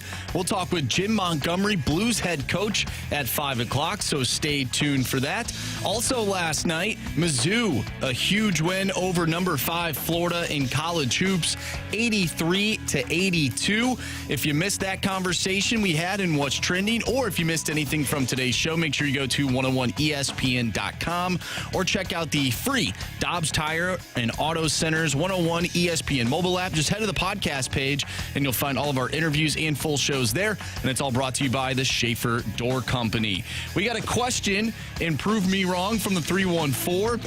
Blues need to bring up Dalibor Dvorsky to third-line center and Sonny down to fourth-line winger. Do the Blues need a legit third-line center in order to compete for the playoffs? We'll discuss that next right here in the Fast Lane. I'm Andrew Marsh, and the Sports Center update is brought to you by Saliga Heating and Cooling, an independent American Standard heating and air conditioning dealer.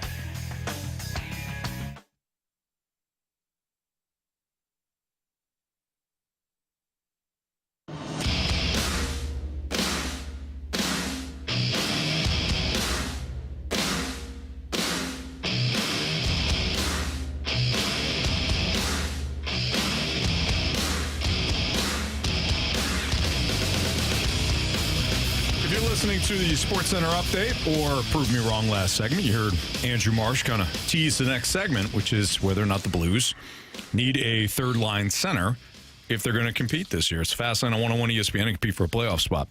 A lot of people want to see the Blues bring up Dalibor Dvorsky. Can we kind of nix this question right now? I mean, it'd be great, but I don't think the Blues are going to do it.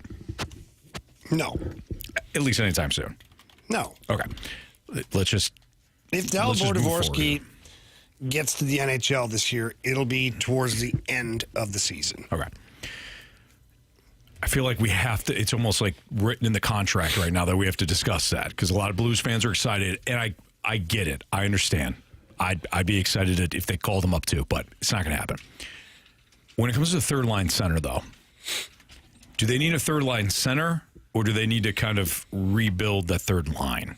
They didn't see a lot of ice time last night. Yeah.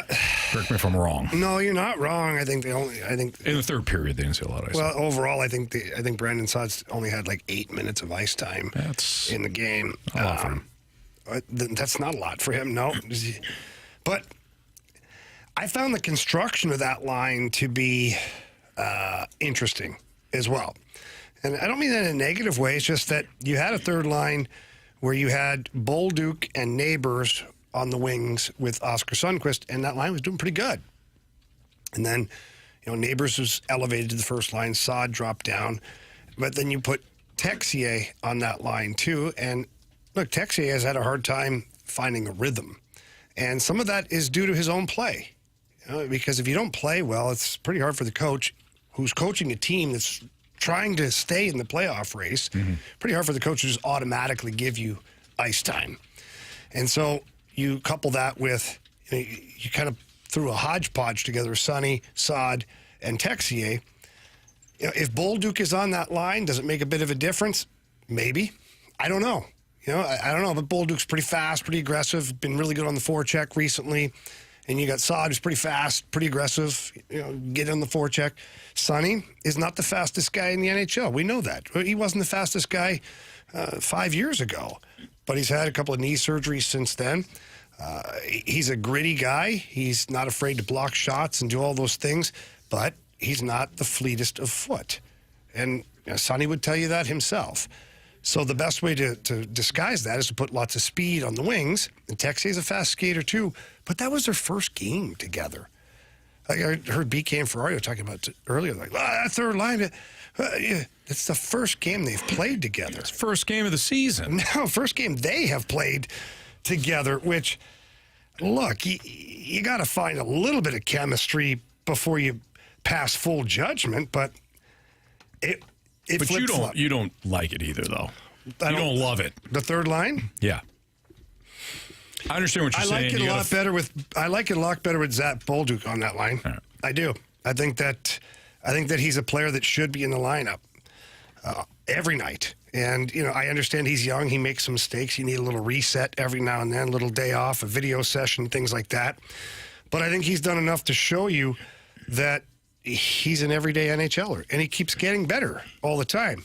And we have the ice times here. It was Texier 7:05, Saad 8:32, and Sundqvist 11:05.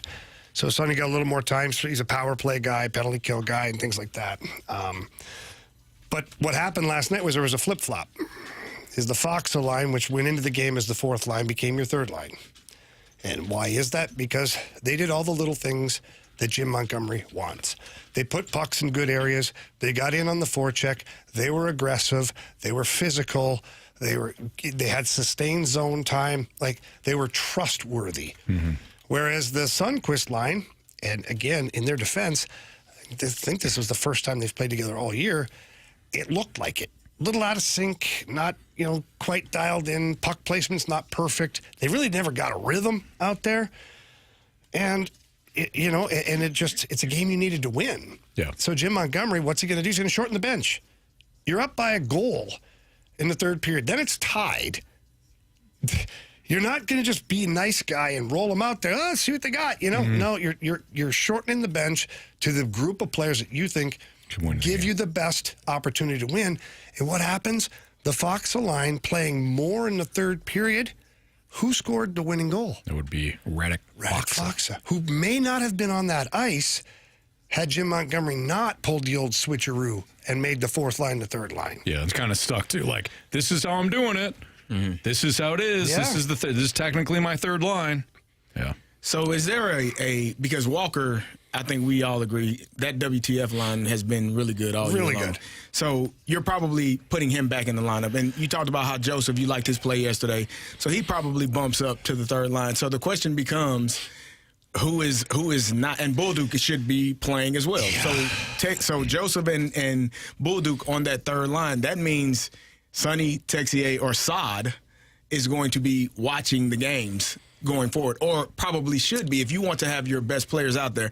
I think there's probably been it feels like they've been kind of not wanting to have Saad be the odd man out. I mean, he's been here. He's a highly paid player, correct. And he's pretty much a perennial 20-goal scorer who just coming off a hat trick a couple of games ago. Right. So it's tough to make him the automatic scratch. So then, but you have a problem there. But Jim Montgomery doesn't have a problem. He really doesn't. Because he's the head coach. The best players should be whatever the hell you want, there coach. You go. Right. And if the team wins, it's the right decision. Correct.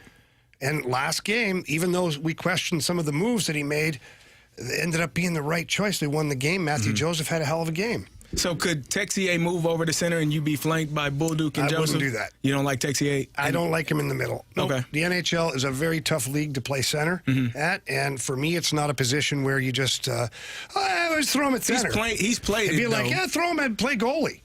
Well, yeah, that's harsh. I mean, that's extreme. But I'm just saying, so for me... Jamie, you played goalie. I did. So, it's not that difficult, is it? It's incredibly hard. I don't know if I would have played me in a game, but half the battle is wanting to be hit by the puck, and I was okay with that. Okay. Yeah. All right. No, I think, look, the lineup is going to be something tricky for Jim Montgomery and his staff. I think this is the perfect time to bring Nathan Walker back into the lineup. It's a playoff-style game against a team that played pretty physical against you last night. I'd like to see him back. I would put him back with Foxa and Toropchenko, and I would experiment with Joseph on left wing. I'd give Sonny another chance up the middle on third line, and I'd go Bolduc on right wing. And unfortunately, it would be a night off for Brandon Saad. Yeah, I just don't see how you can ask your players to go out there and play a certain style of game and tell them if they play that way, they'll play more, and then bench them. Right. Meaning Matthew Joseph. Go out there and give me that high energy, high octane, finish your hits, control the puck, make good plays. But that's not going to matter because you're not playing next game. I think the coach lose credibility then. And that becomes extremely frustrating for the players. And then you start having conversations with teammates like, I'm literally doing everything even they're the teammates asking. notice. Right, but like, that's the conversation. He played his butt off. What are we doing? Yeah. Why is he not playing? Or why is that person not playing? Yeah. So it's going to be, listen, this is why coaches are paid a lot of money. This is why coaches have high anxiety, is you have to make some tough decisions. I don't think Jim Montgomery is afraid of tough decisions. Mm-hmm. I think he's just so matter-of-fact with it. It's just a very business-like attitude, and it's not a hatred thing. So what I've seen so far is like the players that he doesn't play, they don't even hate him because he's just being like, hey, here's the deal. Didn't go well. These are some things that I didn't like, and this is some things I did like from another player, so we're going to go with that for tonight. Yeah, boom. And then he's proven with Brandon Saad that you're not just automatically in the doghouse. Yeah. Like Brandon Saad came back after being a healthy scratch for a couple of games, worked hard, played hard. Jim Montgomery noticed his work ethic in practice in the game, elevated him to the first line. Mm-hmm. So just because you get sat out doesn't mean now you're forgotten. Right. Yeah. And I like that about Jim Montgomery because I played for coaches that no matter what you did, you're always one of the dogs in the doghouse. Yeah. So we'll see what Monty decides. And we do have Jim Montgomery coming up at 5 o'clock. I was just asking. We'll talk to the Blues head coach coming up at 5 o'clock. It's Fastlane on 101 ESPN. There's a question in regards to quarterbacks and whether or not we truly appreciate them if they don't do this. That's next on 101 ESPN.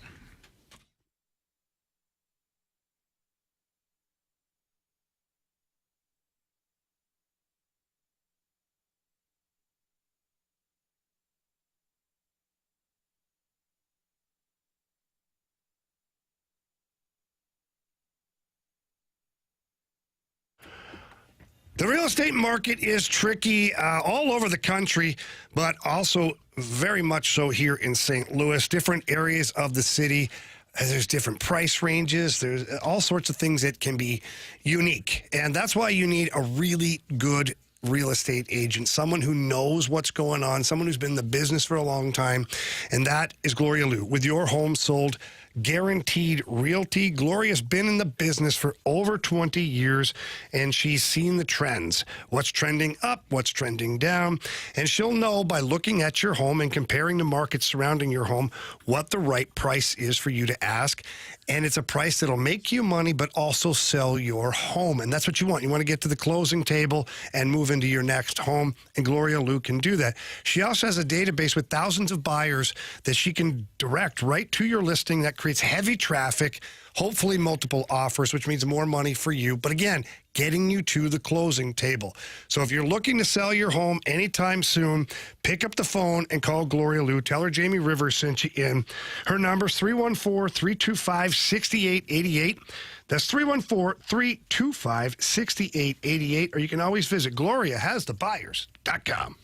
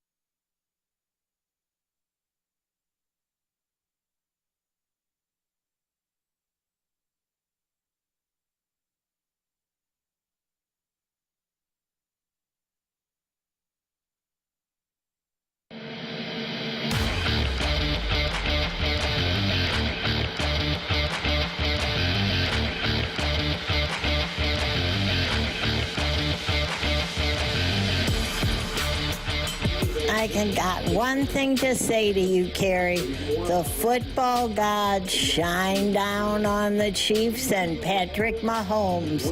You've seen it in the playoffs, all the goofy things that happen to help them win. That's the football gods shining down on their favorite team. Or the referees that help them out. Hey, you bite your tongue. Yeah. Janet's he right. said it. Sorry, Janet. He said I love you. I didn't say it. No, I know he said it. He's wrong. Janet's right. Is he? Why am I wrong? Is he wrong? Yeah, he's wrong. You think so? Yeah. Okay. It's not the refs. It's amazing. You heard Janet. She broke it down. It's the the football gods Do they wear shining stripes? down on their favorite teams. They wear stripes. Do the gods? Yeah. No. Oh, okay. No. Do not mock the gods. It's fascinating. I don't want to ESPN. We were having this conversation in the office earlier about quarterbacks, and I asked the group, do we really appreciate a quarterback unless they win a Super Bowl? And the reason why I posed that, because it might be, well, yeah, of course we do. But do we? Do we? Do we? We appreciate Lamar Jackson and Josh Allen and Marsh. I want to give credit to Marsh because Marsh brought up this point, and it was a great one. We appreciate Lamar Jackson and Josh Allen now because we're in the moment. We're in the moment of watching their greatness. But if neither win a Super Bowl, at some point they're going to go into that Phillip Rivers, Matt Ryan category. No. Yeah. What's wrong with Phillip Rivers? Matt Ryan won an Nothing. MVP. Well, this is the problem. Phillip Rivers never won an MVP. Matt Ryan won MVP. MVP. Lamar is at 2 right now. Like, to me, you can't put – if you win multiple MVPs, you are on a different level regardless of if you win a championship, right? The championship is a collectively – it is a team thing. Lamar Jackson has never played safety for the Baltimore Ravens a day in his life. He's never played cornerback yet. Anything's possible, right? I don't think that's Look possible. at Taysom Hill. I just don't know. Yeah, I don't think that's going to happen. But either way. When you win multiple MVPs, Josh Allen may win his first this year. So maybe you put Josh Allen in the category with a Matt Ryan. People don't give Matt Ryan enough respect. He took them to a Super Bowl.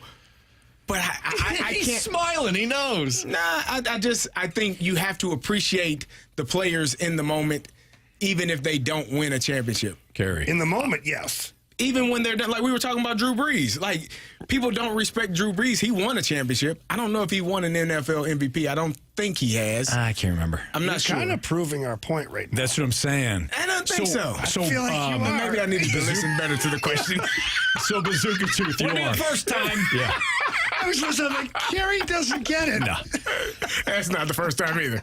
By the way, I think we all agree with what you're saying, but that's kind of the point. So Bazooka Tooth 75 in the Snake Pit brought up Dan Marino. I think Dan Marino goes in like the Chuck Barkley category of there's this like interesting subcategory of athletes that never won. And we just always go to that, like, oh, Dan Marino, Charles Barkley. But I'm talking about like Phillip Rivers had a great career. We're never going to appreciate Phillip Rivers' career and kind of like what he did numbers wise, getting the Chargers consistently in playoffs. Like that was a snake bitten Chargers team over and over and over again. Matt Ryan never had a top 15 defense. Never had a top 15 defense ever. They were always like 20. They were always bottom 10, bottom 15. He's never had one. Yet he put up great numbers, got the team to the Super Bowl, multiple NFC championship games. We'll never appreciate that. Why? 28-3. They didn't win. I'm not saying it's right. I'm just saying this is where we're at. And I wonder if Lamar and Josh Allen, we talk about like legacies. All you got to win is one. Drew Brees won one. Rodgers won one. Hell, Trent Dilfer won one. And we look at him differently. Your guy, Joe Flacco. What do we say? Anytime anybody brings up Joe Flacco in a not so favorable light, you say, won a Super Bowl. He did. So he's the reason they won it too. It really was. He was on fire that playoff. It is Super Bowl or bust. Does that transcend across other sports as well? Is it just specifically for football? Because a texter just mentioned Barry Bonds. Barry Bonds, hands down, our era, the greatest player to play the game. I feel like baseball's different, though. I feel like other sports are different. So like, that's why I asked. So is it football? Yeah, it's no, and really it's not just football. It's quarterback. Yeah. It's quarterback. It's just how you remember like certain guys. Like some quarterbacks, they didn't win, but maybe they're a little bit more. They're talked about a little bit more because they're a TV personality, or they're still around. Like there's some great quarterbacks that never won that we just like. Oh yeah, I totally forgot about that guy, but he was at the time one of the best quarterbacks in the league. Right. Well, somebody just brought up. There's a couple of people like Bacon Rap Wiener brought up. Did Warren Moon win a Super Bowl? No, he didn't. I love Warren Moon because he had an absolute rifle, and I loved like the Oilers uniforms, and he had number 1, and like I love Warren Moon. But we don't bring up Warren Moon. He did win a championship. Actually, won 2 championships. CFL. Yep. Grey Cup champion. Somebody Those else are hard to win. Somebody else brought up, and I think this is to your point, Marsh. Somebody brought up Donovan McNabb. Yeah. Oh, great point. Donovan McNabb got to 4 NFC title game. There you go. Oh, stop it. You know who Donovan McNabb is. But we don't talk about Donovan McNabb. So, Braden McNabb, we talk about anybody else. There you go. I don't think Donovan is in the conversation with Lamar. I think for me, once you win multiple MVPs, the conversation is changed. Right, I don't think Lamar and Matt Ryan are on the same level. I don't think Lamar and Phillip Rivers are on the same level. Like those are good quarterbacks, had great careers, but didn't win a championship. For me, Lamar is on a higher just because of the MVP. Yes. Hang on, I got a question for Carey. Simple question, and it's a serious one. Okay. When 20 years from now, so like the next generation, kids who didn't really watch the NFL or weren't even alive yet. When they look back on this era, are they going to remember Patrick Mahomes more or Lamar Jackson or like? They're going to remember Patrick Mahomes. See, that's the kind of the argument. Because he agreed. But they will also, what Lamar to me is a different, like Lamar is what Michael Vick was. But on a completely How much different. do we talk about Michael Vick now? But Vic didn't win multiple MVPs either. Like if Lamar wins a third one this year, you're in rare air. Like you're up there with the Aaron Rodgers of the world, the Peyton Mannings of the world. The next generation is going to have to go digging to find that. I don't think so because when they pull up results from Super Bowls, they'll have Patrick Mahomes. They won't have Lamar Jackson. I think Lamar is the only exception to this rule. Everyone else, I believe, is probably. I understand what you're saying right. because the way he plays quarterback is different. Completely too. different completely from different. everybody else. Now, the one thing that could lead to people not talking about him as much is maybe if like a Jaden Daniels, who also plays the same way, ends up doing something similar and wins the Super Bowl. Right. So then we're talking about Jaden Daniels in that light rather than Lamar Jackson, because now we're talking about Lamar Jackson. We're not talking about Michael Vick really anymore, other than some of the bad things that come up, or when you bring up that certain game that you like us to watch, when he threw that massive touchdown pass, which was great. But you're the only person that I know that talks about that. Yeah. Sick, though, wasn't it? It was really cool. And you know who else talks about it now? You brought it up multiple times because that was a sick throw. But like when I think of Michael Vick, I'm younger than you guys. I think of like video game Michael Vick. Yeah, that's all you think of. Well, let's keep talking about football. Come on, man. I'm just asking the question, man. You guys can piss off, okay? Oh, now he's offended. You know what though? You know who could be a victim of this conversation in this era of football is Joe Burrow. Yeah, that's another good one. He's the one that the Phillip Rivers or the Matt Ryans or that's a good call, Marsh. He's going to be a Hall of Famer more than likely, just based on how he's played, how he's trending, right? He's been to a Super Bowl, didn't win. I don't know if Joe Burrow hasn't won an MVP yet. So. Yeah, that's the conversation. And he could be remembered. But Lamar is different. Right, in exactly. my opinion. Joe Burrow could be remembered more for what he did at LSU in college football than at the NFL. Team was a juggernaut. Right, like that was one of the best college football teams we've ever seen. Yeah. Well, guys, here's the only way we're going to figure this out, okay? Is 20 years from now, we're all going to meet up at a bar. Okay. Yes. Not our bar. We're going to go to a college bar. Okay. And we're going to talk about Lamar and see what the reactions are from 20-year-old kids. if he doesn't win, it's going to be like this. Yeah. Oh, yeah, and my dad used to love I him. remember him. Yeah. Yeah. I'll write it down on the sheet. So we Yeah, remember. no, I'm going to send you guys an invite on your calendar for 20 years from now. Please do. Yeah. You're going to be still checking your emails at that time? No. Check them now. I might not be alive by then. We'll let you The know way he's later. trending. Wow, Anthony. All right, I'll throw splashback deuce. I'm feeling pretty healthy about myself. No, you look great. You look fantastic. My gosh. And you know always what? about You're looks. creative and you're smart and you're. Good job, Marshy. Splashback Deuce says he won't remember Anthony Stalter as second baseman. He'll remember me as an average Joe, which I appreciate. Yeah. At least people will forget that you fumbled that football back in high school. I don't think they will. They will, but you won't, Marcy. I don't think anybody will. Yep. Every year on his birthday, should send him that. Yeah, Stalter on the phone. Hello, Stalter on the phone. Yeah, I'm glad I It is shared that hang up. story. Well, you know what they say? Legends never die. Yeah, nice job, March. Well done. Gauntlet next in the fast lane.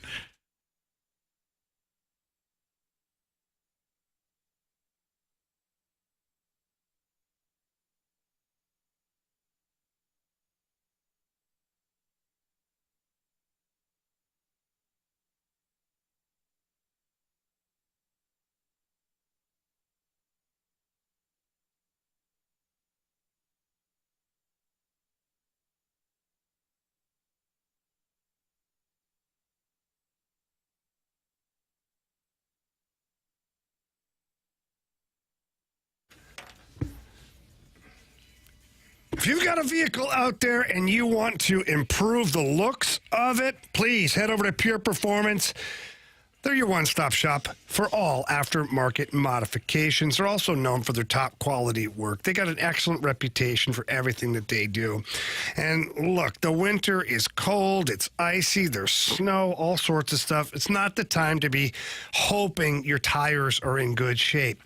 Get out, take a look at the tread. If you have to, stop by Pure Performance. They'll take a look for you.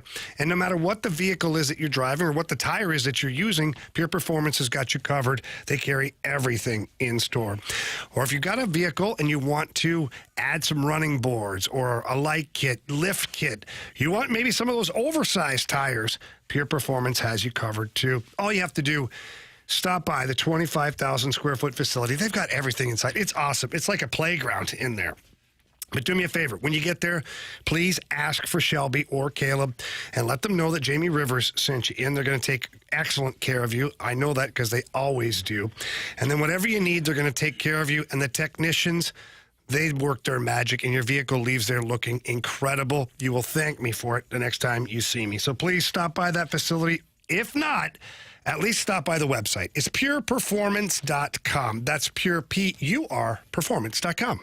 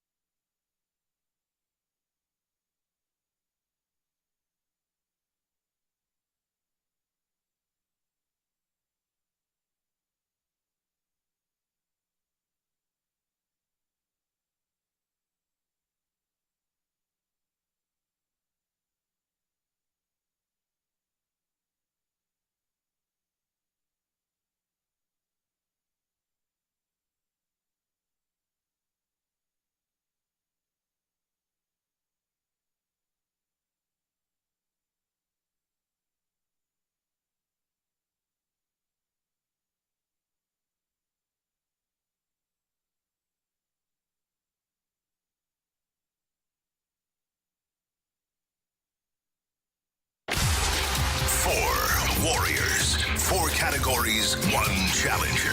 Can you survive the Gauntlet? Brought to you by Blue Note Roofing. Roofing, siding, and gutters. Visit BlueNoteRoofingSTL.com for a free inspection.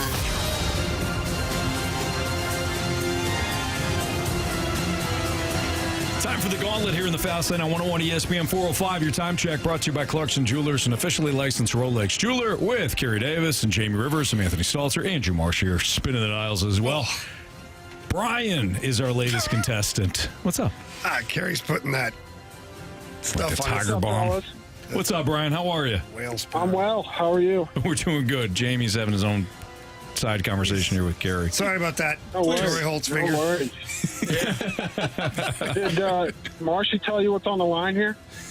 No, what's on the line? Jeez, whoa, what's on the line? We'll keep it between us. Yes. I don't want any special treatment. Yeah, I'll tell you guys in the break. This is cryptic. Whoa. Yeah. Cryptic. Let's just say Brian needs a win here. All right.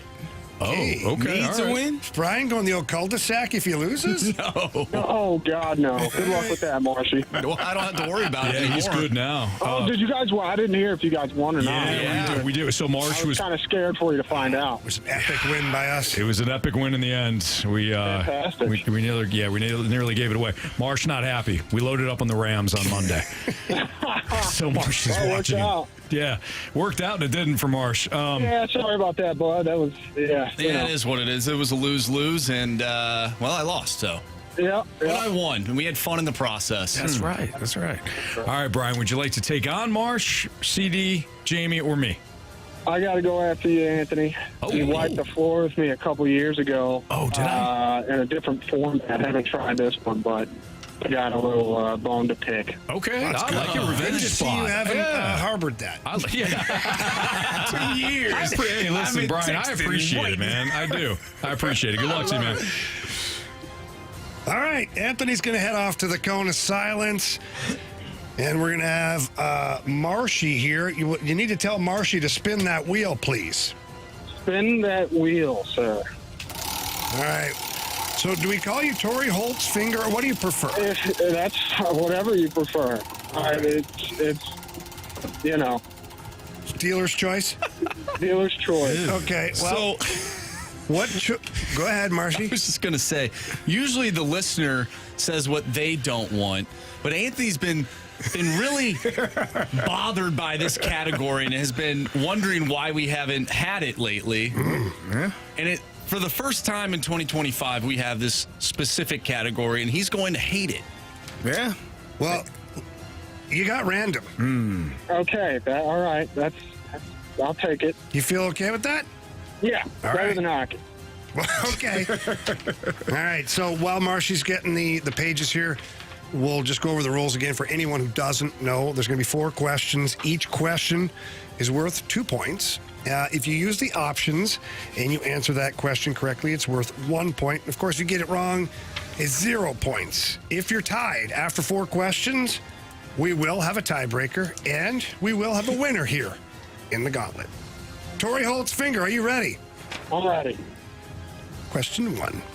What is the name of country megastar Jelly Roll's wife?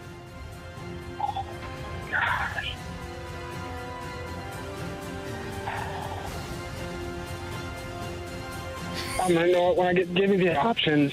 Options are Bunny XO, Charlie XCX, or C, Bad Bunny. Bunny XO. Final? Yes, sir. Okay. Question number 2. A standard Western domino set contains how many pieces?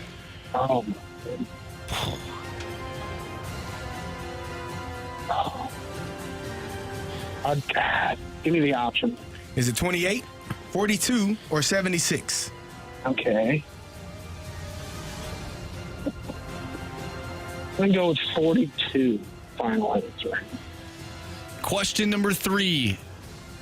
Geographically, Silicon Valley is an area surrounding which of California's largest cities?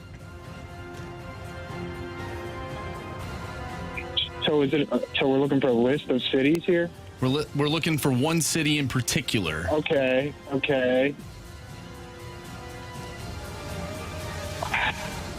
feel like I gotta shoot something here. Oh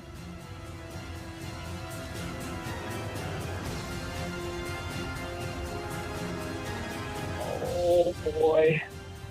What are the options? Options are Fresno, Anaheim, or San Jose. Okay, glad I took the options.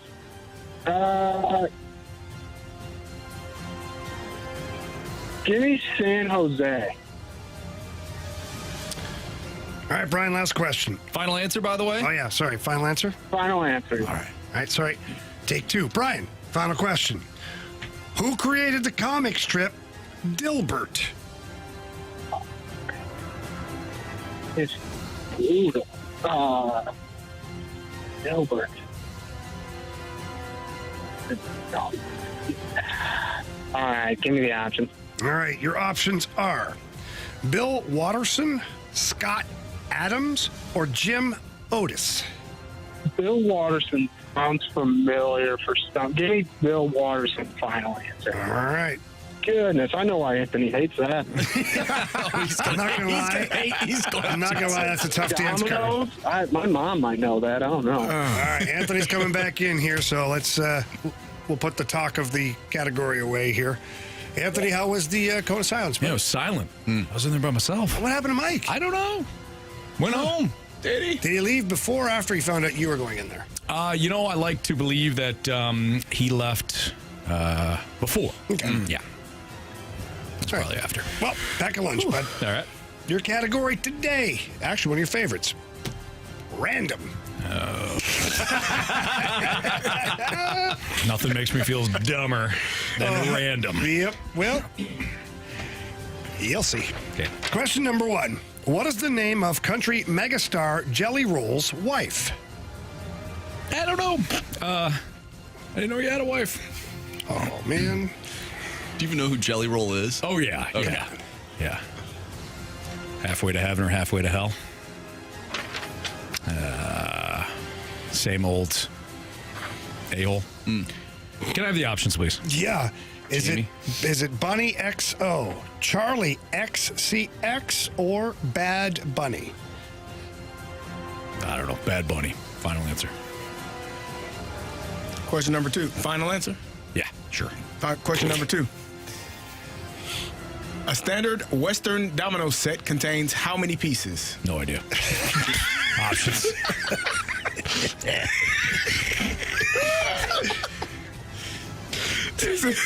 Is it 28, 42, or 76? 42. Final answer.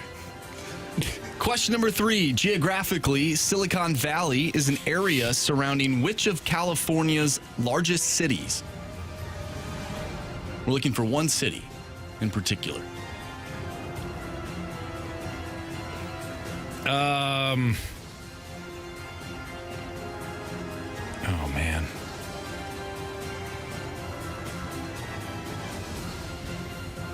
I'm going to take the options.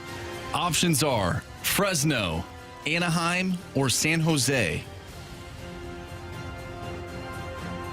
Fresno, Anaheim, or San Jose. I don't think it's San Jose. Anaheim or Fresno. Silicon Valley. Fresno, final answer. Final question here today. Who created the comic strip Dilbert? Options. Okay. Bill Watterson, Scott Adams, or Jim Otis? Jim Otis, final answer. Okay. Wow. Tally this. We'll go over this. Man. I'm trying here, Carey. I'm trying, okay? I feel like Carey was not trying to laugh for the last 5 minutes. My goodness. Oh, man. All right, let's start with question 1. What is the name of country megastar Jelly Roll's wife? Brian, you took the options. You said Bunny XO. Anthony, you also took the options. You went with Bad Bunny. Carey, answer is Bad Bunny is a Puerto Rican rapper. The answer is Bunny XO. And he knows. He was just in Puerto Rico. Yeah. So Brian up 1-0 after one. Let's go to the next question. A male Puerto Rican rapper. Yeah. You know. Yeah. Well, a bunny can be female or male. No, Bad Bunny. I was telling him. Yeah. Okay. Yeah. That's good to know. You download that later, okay, Anthony? Yeah. Thanks. A standard Western domino set consists of how many pieces? Brian took the option, said 42. Anthony, you also took the options and said 42. Answer is... It's 28. 28. No points awarded to either of you. Let's fast forward to question 4. Who created the comic strip Dilbert? Brian, you took the options. You said Bill Watterson. Anthony, you also took the options. You said Jim Otis.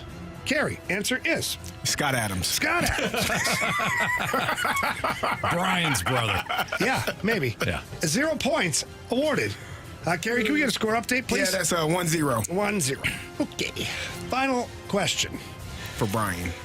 Yes, Brian up 1-0. Yeah. Geographically, Silicon Valley is an area surrounding which one of California's largest cities?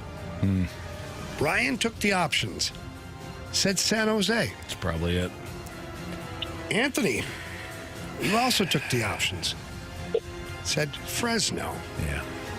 Probably not one of the largest cities. One in my head was L.A., so I'm glad I just lost the gauntlet. If it's San Jose, Brian wins 2-0. If it's Fresno, we'll have a walk-off. If it's Anaheim, Brian wins. Brian. You have chosen wisely. It's San Jose. Makes sense. Do you really not know? I don't. Do you really not know where Silicon Valley is? It's in the Bay Area. It's the Bay Area. I almost you said don't have to Oakland, San drive through it Francisco. to visit all your favorite teams. Hey, guess I almost what? blurred out Sacramento, so at least my area was somewhat. Brian, honestly, this is even dumber of me. And I'll just admit it. I was going to go with San Francisco, which is in the Bay Area. We were all over it. I would have been closer to San Jose, but I don't know. Okay, well, Brian, you'll be back tomorrow. You'll get a chance at Marshy or Carey. I won't be here for the gauntlet, but if you get through that, we'll figure it out down the road. Nice job, Brian. Good job, Brian. You got Congratulations. We'll see you guys tomorrow. I don't know what thing we're talking I'll tell you about. later. Let's go to break quick and find out. What's coming up next, Anthony? No, I don't know. All right, that's it. Me in the penalty box. First time all year. It's appropriate. It's me. It is. After a goose egg. Well, I was there. This year? Yeah. Yeah, you weren't here yet. It's just me and him. Oh, okay. Well, second time. Yeah. I might have been there twice, actually. Yeah. All right. We'll talk about the Cardinals. What? Yeah, Eric Fetty. Eric Fetty says, you know what? I'm excited about this upcoming season. I don't know if you're talking about being on the Cardinals or what, but we'll find out next on ESPN.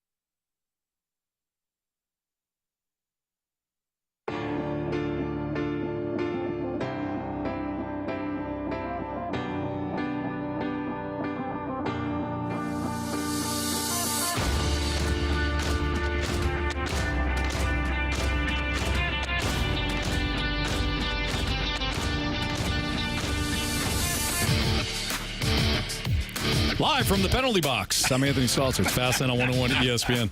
I hate random. I was thinking about this as I filling up my water. This is why I hate random. When Jamie looked at me and said, "Do you really not know?" That's why I hate random. Wow. Those are the questions that wind up being the "Do you really not know?" Yeah, but I just thought Silicon Valley was pretty. It's the Bay one. Area. Yeah, it's like. That doesn't mean I know everything about the Bay Area. You know San Jose. That's your favorite area. That's your favorite team.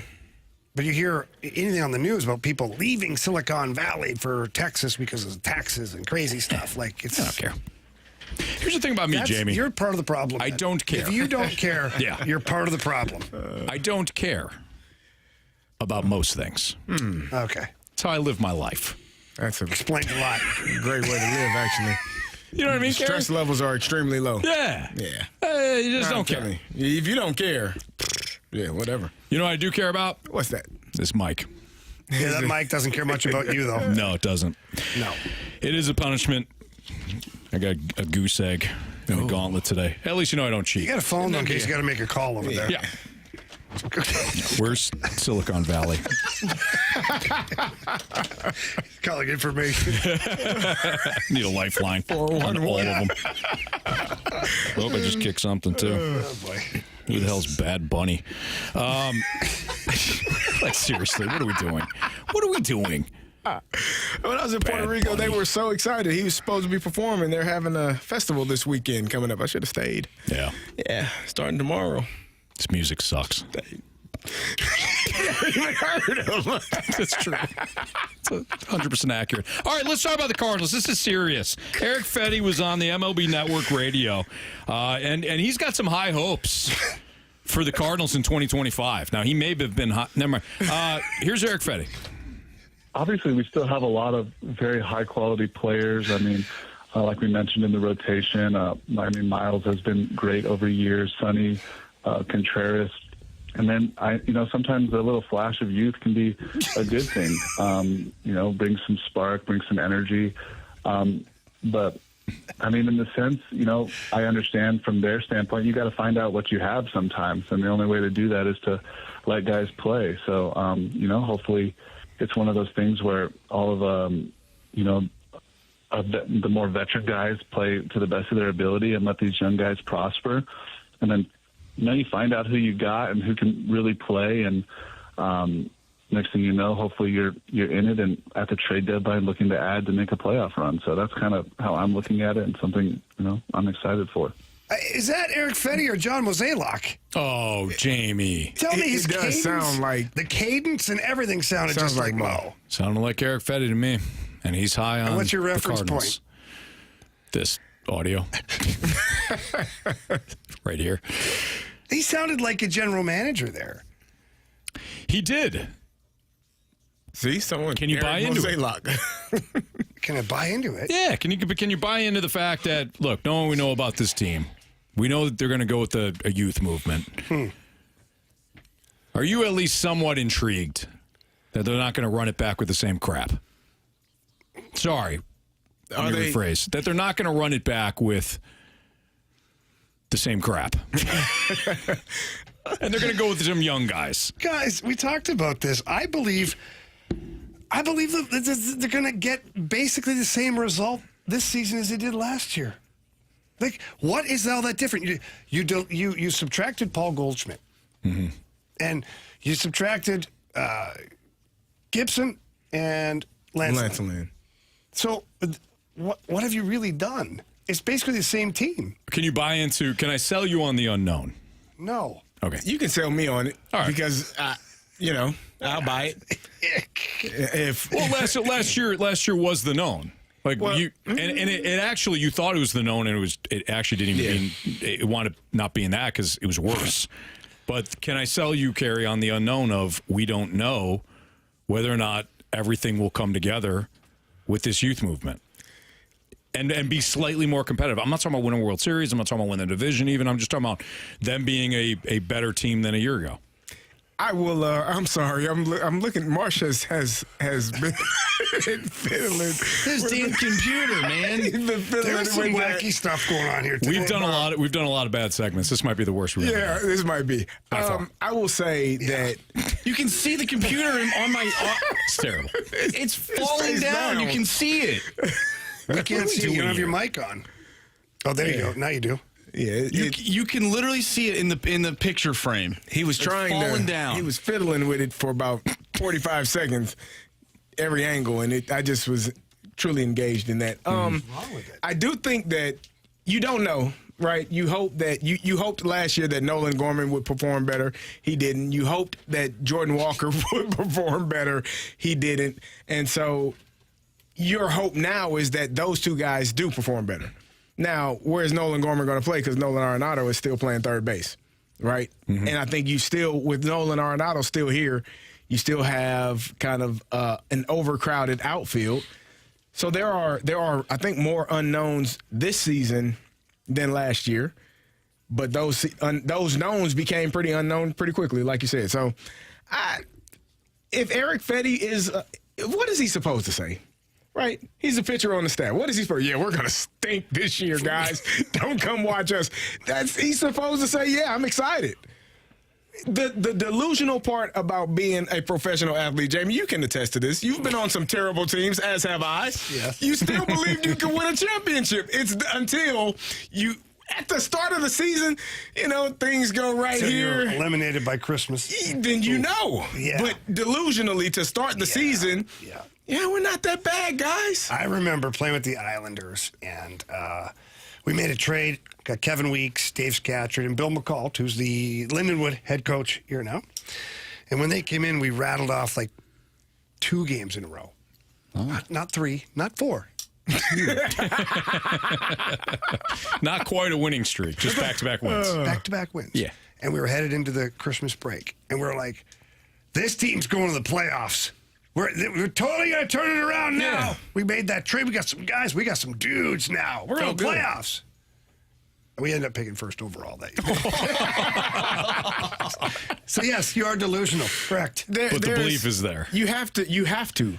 I don't know. And I truly believe he believes that this team will be better than they were last year. And maybe they will. Maybe you get performances from guys that didn't reach the level that they needed to last year. And guys play out of their mind. Maybe Miles Michaelis has a bounce-back year. Maybe Steven Matz stays healthy the entire season. Maybe Palante continues to perform at the level that he did, and Sonny Gray is a Cy Young candidate. Like, all of those things are possible. I don't know that they're all probable, but they are all possible. So if you're Eric Fetty, you're supposed to believe, hey, we got a good team. We got guys that can make some things happen. And we'll have to wait and see. If they're out of it by Flag Day. Oh, yeah. When is that again? June 14th. It's a Tuesday. I don't think it's a Tuesday. It's not a Tuesday every year, Anthony. If it was Tuesday this year, it's not like Thanksgiving. Yeah, but Thanksgiving's Thursday every year. But it's not the same. It's the first Tuesday of...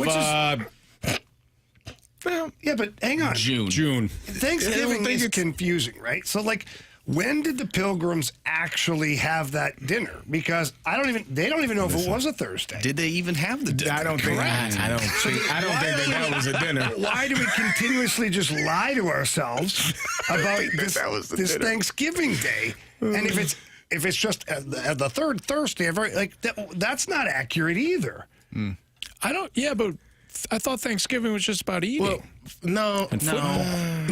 It's fine, Flag but then don't call it something like it matters. Turkey. Football. I don't understand what your problem is with the historic, aspect of this. We're just floating. So hard to talk to window him. In here. Something happened. They may or may not have had a meal with the natives. I don't know. I don't think it was a meal. Yeah, I don't.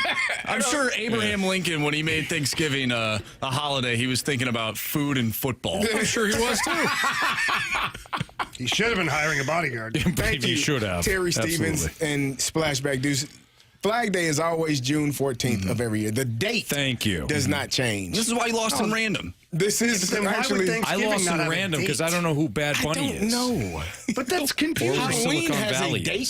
Every other thing has a date. Thanksgiving's got a floating date. Well, it has a floating. Well, it has a consistent day. Should have a date. Well, Jamie, you're going to have to take that up with people that they can make those rules. I'm going to start a petition. But then it won't be on I'll sign Thursday, and then we won't have Thursday night football like Anthony likes. Well, you get and Thursday. Then it's no longer. So what if it falls on a Wednesday? We'll get a game on Wednesday. Yeah, you know the NFL will do it. Yeah, the Lions will be playing. Yeah, darn right they will. We'll watch.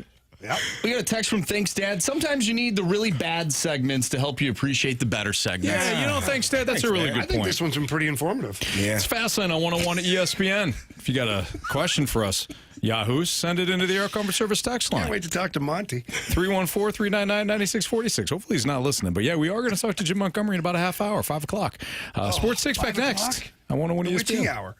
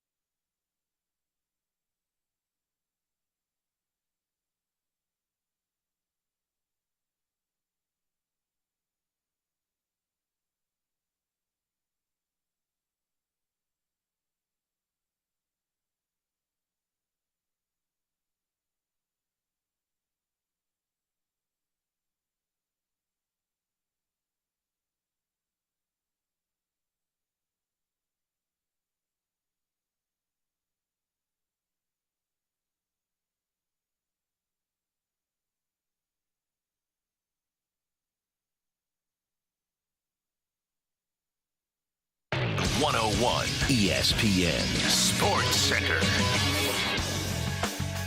I'm Andrew Marsh. It's time for a Sports Center update driven by Johnny Londoff Chevrolet and Johnny Londoff Autoplex. The Blues pick up a 2-1 victory over the Calgary Flames last night. They'll take on the Flames once again tomorrow, and you can listen to that game right here on 101 ESPN. Pregame starts at 6.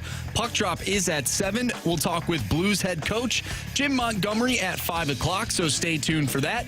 But coming up next, we have our Sports Six-Pack, so get your questions into the Air Comfort Service text line, 314-399-9646. Six-Pack coming your way next. I'm Andrew Marsh, and the Sports Center update is driven by Johnny Londoff Chevrolet and Johnny Londoff Autoplex. See them at londoff.com. Chevy, together we drive. Are you kidding me?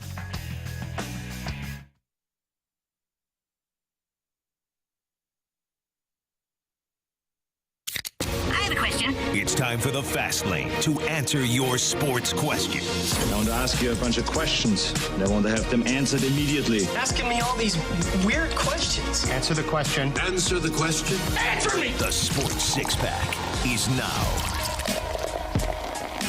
It's Fastlane on 101 ESPN with Andrew Marsh, Carey Davis, Jamie Rivers, and Anthony Stalter. Time for the Sports Six-Pack, or at least part one of the Sports Six-Pack. Question number 1. All right, our first question comes from Diddles the Piddles. Since the beginning of the 21st century, can you name another team similar to what the Cardinals have become, from multiple championships to laughingstock? Oh, that's interesting. Cowboys? Oh, that's a good one. Or is that the 21st century? No, that's not the 21st century. No, 21st. What championships to don't want to laughing Lakers? They won a championship. I don't want to call this team a laughing They won that NBA Cup, too, huh? They're darn right. They did one time. I hate to say it, Jamie. What? This team's not a laughing stock now, but maybe the past couple of years they have been. The Detroit Red Wings. No, I don't think so. Laughing stock? No, they were for a while there. They were there. They were not good. They were not good. They haven't been to the playoffs since 7 years. That's a long time. Yeah. Are the Cardinals a laughing stock? No. No. Well, I don't think maybe so. in this room. Not nationally. Nah. We've had our fun. We It's an 83 win team. Yeah, but that's just because the Patriots. I don't think that matters. Text line saying the Patriots. Yeah. Yeah, I don't think the Cardinals. I don't think the Cardinals. But the Patriots have only had 2 or 3 bad seasons here now. Yeah. And they're kind of on the uptick. They got a good quarterback, new coach. I don't know if they're a laughing stock. 314 says the Blackhawks. Yeah, that's pretty accurate right now. Yeah, 3 titles. What about, does it have, I guess they're not a laughing stock. They were pretty good this year. But Miami kind of went through a phase where they were laughed and looked at and laughed at. The Hurricanes? No, Miami Hurricanes, football. Oh, the Hurricanes. Yeah. They were champions in the early 2000s. Yeah. And they kind of fell off for a little bit. I think we're struggling with this because none of us really think that the Cardinals are laughing stocks. There you go. I don't think they're a laughing stock. So what's a comparable I can't then? go there. If they're not a laughing stock, just a comparable. Yeah, a team that has fallen from grace a little bit. A team that has fallen from grace a little bit. Yeah, that has lost its way. The Phillies went through that. Mm-hmm. Florida Gators. The Gators are a great example. By the way, I've not seen Gator yet, and I'm a little concerned. I thought he was in there earlier. No. I'm going to go back and look. I don't think Gator has been in the snake pit after the loss to Mizzou. You guys got your... Oh, good call. You guys got your own thing in the snake pit. Can somebody check and see on Gator, please? I'm really concerned after Mizzou beat his Gators last night. Probably what it is. Yeah. I just want to make sure he's okay, for real, actually. Yeah, absolutely. Yeah. What about Kentucky basketball? That's a good one, too. Okay, yeah, I can see that. Take that. Why you all keep saying the Pittsburgh Steelers? Yep. Here we go. He's saying the play. They're not a laughing stock, though. Actually, the Cardinals are like the Steelers. They're right in that, that gray area. Yeah, sure. Question number 2. FX says Gator's fine. How does he know? No, you got the Discord. People chat in the Discord. All right. I shouldn't have said that. Droid FX, thank you for the update. Yeah, I shouldn't you. question that. Jeez. I asked for someone to check. He said, I apologize. On behalf of the Fast Lane, we all apologize. Yes. For Jamie's actions. It wouldn't be the first or the last time. No, very true. 636 wants to know, will Jordan Binnington start the next 2 games? Why or why not? Yeah, woof. I would. You had a day off here in between. I'd come back with Jordan Binnington and maybe come back with Hofer in Utah. But if you're going to treat these 2 games like it's a mini playoff series, I think you got to bring the heat. And you win or lose on the shoulders of Jordan Binnington. So I would, yes, be my choice. Question number 3. Well, when the water boy is not breaking up the gridiron guys, he's texting into the Air Comfort Service text line. The water boy wants to know the best brawls in sports: a goalie fight in the NHL, planting the flag in the middle of the field, NFL or NCAA football, or a Major League Baseball bench clearing brawl. Well, the Major League Baseball doesn't brawl anymore. They all come out and they stand there and do nothing, and they run in from the bullpen, and it just looks silly. Like, you go back to the 80s, there was punches thrown. I've seen the video of Ozzie Smith throwing a sucker punch on a guy. Like, they got after it. It's not much like that anymore. Well, try telling Joe Bautista that. Yeah, but that's Joey Bats. How many Joey years ago? Bats. But how many years ago was that? I mean, That was a while ago. Yeah, it was a while ago. Roughneck Odor. The what? Roofnet Odor. Yeah, roughed him up a little bit. Football, I don't ever see the point. Bacon wrapped winner.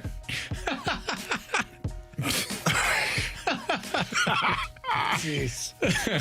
But football, Carey, you can correct me if I'm wrong. I just don't see the point. The guys got helmets on. Guys are punching at masks and stuff. Like, Yeah, that's just dumb. I'm not saying football players aren't tough or they can't fight. They can. It's very dumb. Why But are, it's, yeah. like, Go to the body. Yeah. Well, No even pads then, it's not sexy either. You know, the body blow doesn't like. Nah. Punching somebody in the helmet is not a No, wise. doesn't feel good either. You know. Yeah, doesn't feel good at all. I'd have to say it'd be a goalie fight in the NHL would be the most interesting. Yeah. Right now in today's day and age. I would say that as well. Carey? I agree. Yeah. Who doesn't want to see a goalie fight? They drop them. Center ice. Yeah. Get They to take their helmets off and they get after it. fight. All right, why don't we carry this over? Not this, but the Sports Six-Pack, Part 2, next on 101 ESPN.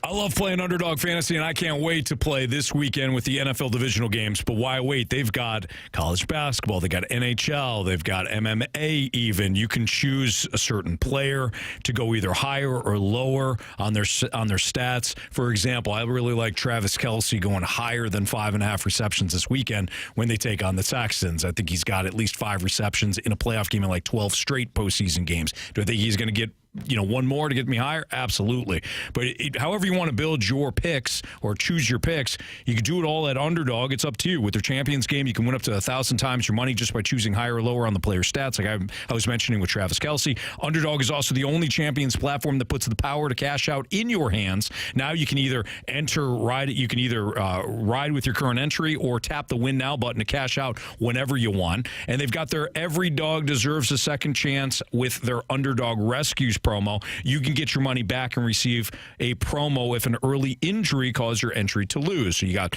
like a 3-pick play going on or a 4-pick Champions game going on, and one of your players gets hurt early in the game, they'll give you your entry fee back. Who does that, right? You're certainly not going to get that at other places, but at Underdog you will. Underdog is the best place to play Champions. Download the app, sign up with my promo code Anthony, and deposit now to get up to $1,000 in bonus cash instantly. That's promo code Anthony. Must be 18 or older and present in a state where Underdog Fantasy operates. Terms apply. Concerned with your play, call 1-800-GAMBLER or visit www.ncpgambling.org.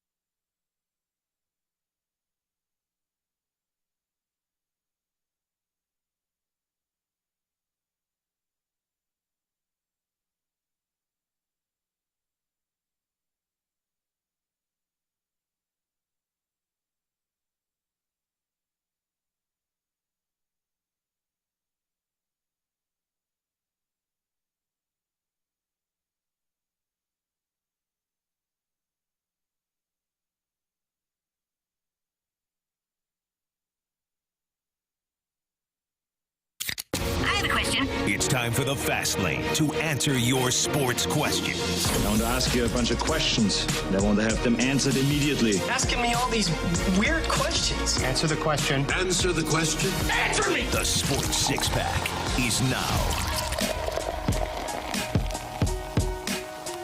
Let's continue our sports six-pack here in the Fast Lane on 101 ESPN with Carey Davis and Jamie Rivers. I'm Anthony Stalter. Here is Andrew Marsh. Question number 4. All right, gentlemen, let's go to the 314. Hey, CD, what running back will be the difference in this weekend's NFL game? Or does it always come down to the quarterback? Go running game. Oh, I always go running game. I mean, there are two that come to mind. I think two of the best of all season. Well, do I have to give one? Jeez, that's difficult. You have to give one. Just one? Just one. Carey, please. Derrick Henry. Wow. Yeah, if I'm going one, if I can only pick one, because you know why? I wanted to. Well, you made Ravens. me. Well, no, you made me choose one. I was going to say Jahmyr Gibbs. What about Saquon Barkley? I was going to say one. Saquon Barkley. Make you say the Ravens. Yeah, you could have went with local product Kyron Williams. Could have. Against who are they playing? The Eagles? I'm just saying. That's not happening. You could have went with a lot of other. I gave you 3. You know? He's hurt. He's not going to be an impact player. Well, what Jamie and I are trying to say to you, Carey, What are you trying to say? You didn't have to go with the Ravens. You hear me say Isaiah Pacheco? Yeah. Nah. Nope. But Saquon Barkley Say is Joe pretty Mixon? good. They're playing this stout defense. Saquon Barkley. Saquon Barkley is really Who's not good. a Raven. Would have been a quality answer. And I think he rushed for 565 yards the last time the Eagles and the Rams played. Yeah. It's not a bad option. But he's not a Raven. That's the problem in CD's eyes, which is what we're trying to get to. Huge Ravens Just fan. admit it. Wow. And we can move forward. At what point did you become a Ravens fan? Because never. Carey, that is debatable. Quite honestly, if we had a jury of your peers right now and just listen to you just slobbering all over the Ravens all year long. Listen, I lost a bet one time a couple years ago. I had to wear a Ravens jersey. I literally started itching when I put the jersey on. You're wearing a T-shirt under that hoodie right now. It's black. It's not It says Jackson on the back. He's got a jersey. Michael Jackson is what it says. Yeah, that's who that is. Not in that color purple. I go Derrick Henry. He's a pretty good running back. Buffalo Bills, beware. Question number 5. Sorry, Steelers. We tried. Yep. I wish they'd tried to draft Lamar. Seriously. Would have been nice. I was trying to see who they drafted that year. Still on the board. Man, imagine that. They took, the damn Ravens took Todd Heap before. Or Hayden Hurst before. Come on. Todd Heap was a long time ago. But Hayden Hurst before they took Lamar. They had 2 first-round picks that year. Grant Francis Fan Club. How has this season changed your view on the futures of Tyler Tucker and Scott Perunovich? I don't think it's changed anything for me, quite honestly. Scott Perunovich is a very skilled defenseman, moves the puck very well. His struggle is containing opposing players. His struggle is on the defensive side of the puck. And unless you're an elite, unless you're Torrey Krug, and I know some people might be like, Torrey Krug, go look at his numbers. Go look at Torrey Krug's career. Unless Scott Perunovich is Torrey Krug putting up numbers like that, it's pretty hard to overlook the defensive side of the game. And he's not putting up those numbers. And he's been given quite a bit of opportunity.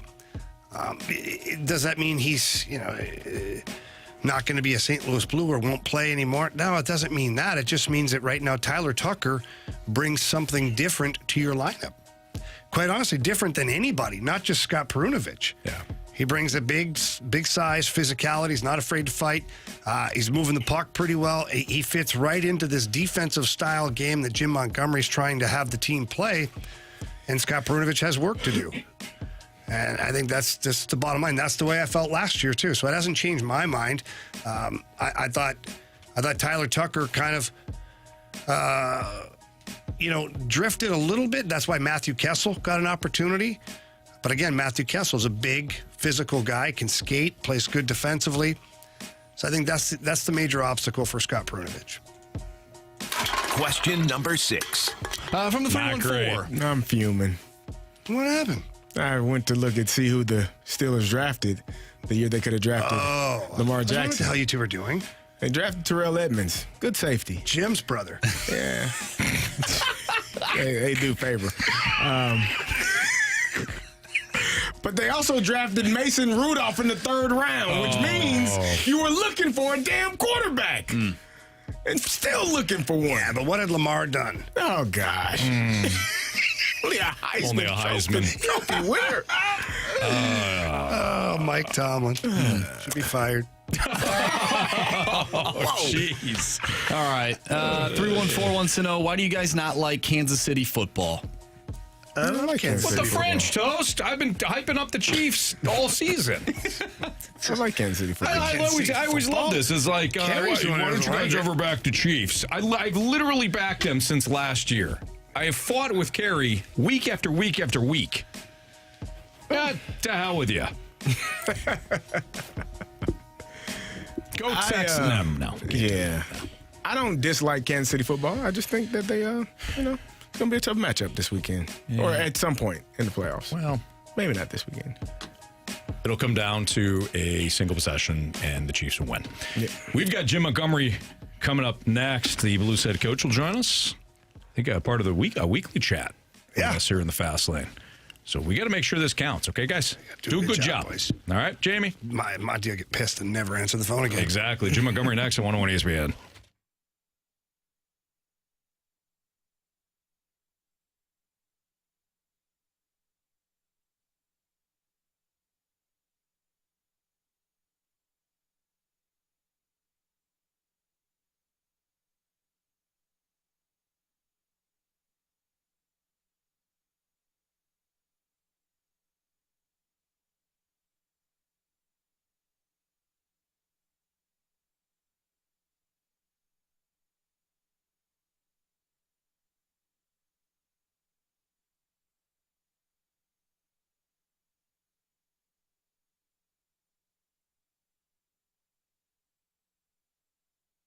Hey, it's Super Bowl champ Carey Davis, and I want to tell you about the good people over at Window Nation. If you haven't looked into new windows, you need to look into them soon. The National Energy Assistant Directors Association says heating costs are going up 23% this winter. If you're tired of turning on the heat and having it run all night long, you need new windows, and Window Nation is offering you 50% off of all windows, any style, plus pay nothing for 2 years with no interest.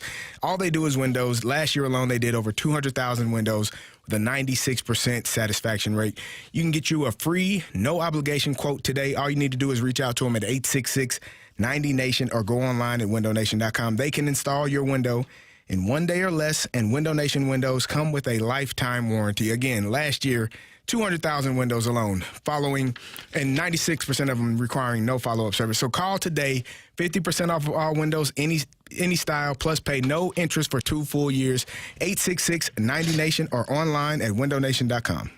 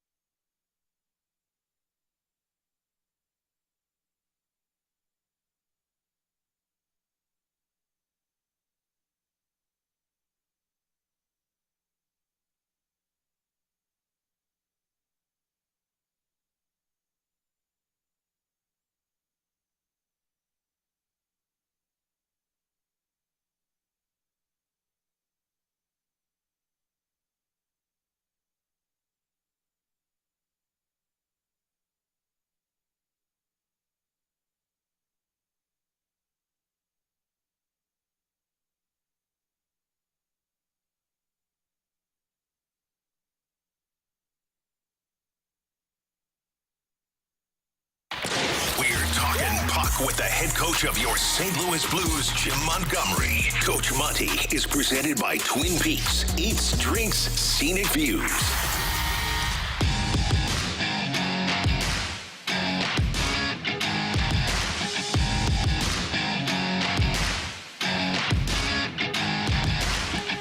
It's the Fast Lane on 101 ESPN with Carey Davis and Jamie Rivers. I'm Anthony Stalter. Let's head to the Collier and Thompson phone line. We're joined by the head coach of your St. Louis Blues, coming off the big win last night against the Flames, 2-1.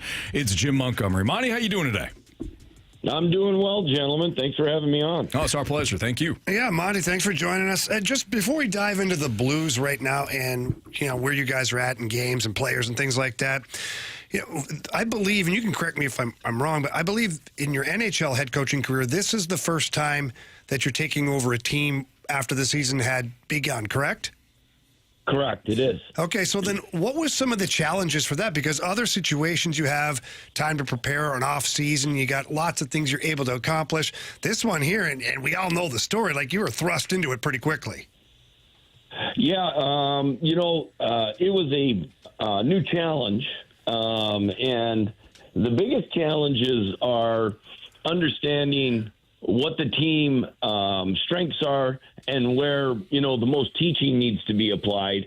And then the second thing is how do you start introducing changes? And the way I went about it is I focused more right in the beginning on attitude and mindsets and introducing one or two things that I thought, could really help us right away. And like for us, structurally, that was our tracking back towards our own net, giving up less odd man rushes, and then our angling in the neutral zone. Coach, when you're preparing like that, obviously you made the transition and got in here very quickly. Are you aware of what the team does well or what they need to do well? Because you obviously didn't have time to really focus on what the Blues were doing. You were coaching your own team prior to that. Correct, but I think the thing that helped me was that we had played the Blues already twice. So when you pre-scout another team, you get a feel for what generally their strengths or weaknesses are. What you don't know is the individuals and who does the things well, like power play, special teams, the penalty kill, and then which players are your most reliable when you're trying to protect the lead and when you're trying to actually play from behind. So those are the little things that are the bigger challenges, getting to know individuals and their individual games. Jim Montgomery joining us right now on the Fast Lane on 101 ESPN. Coach, what is one thing that you thought was going to happen when you took over the Blues that maybe didn't happen right away? And what's another thing that you felt as though like, you know what, I'm unsure of this, but when you got here, it actually became pretty clear right away? Yeah, I think the thing that I thought would happen relatively quickly would be an increase in goal scoring. And that did not materialize right away. It has happened, maybe minus the last two games here, but I think we were the highest scoring team in the NHL for the previous 7 or 8, which, I think our roster is slanted that way.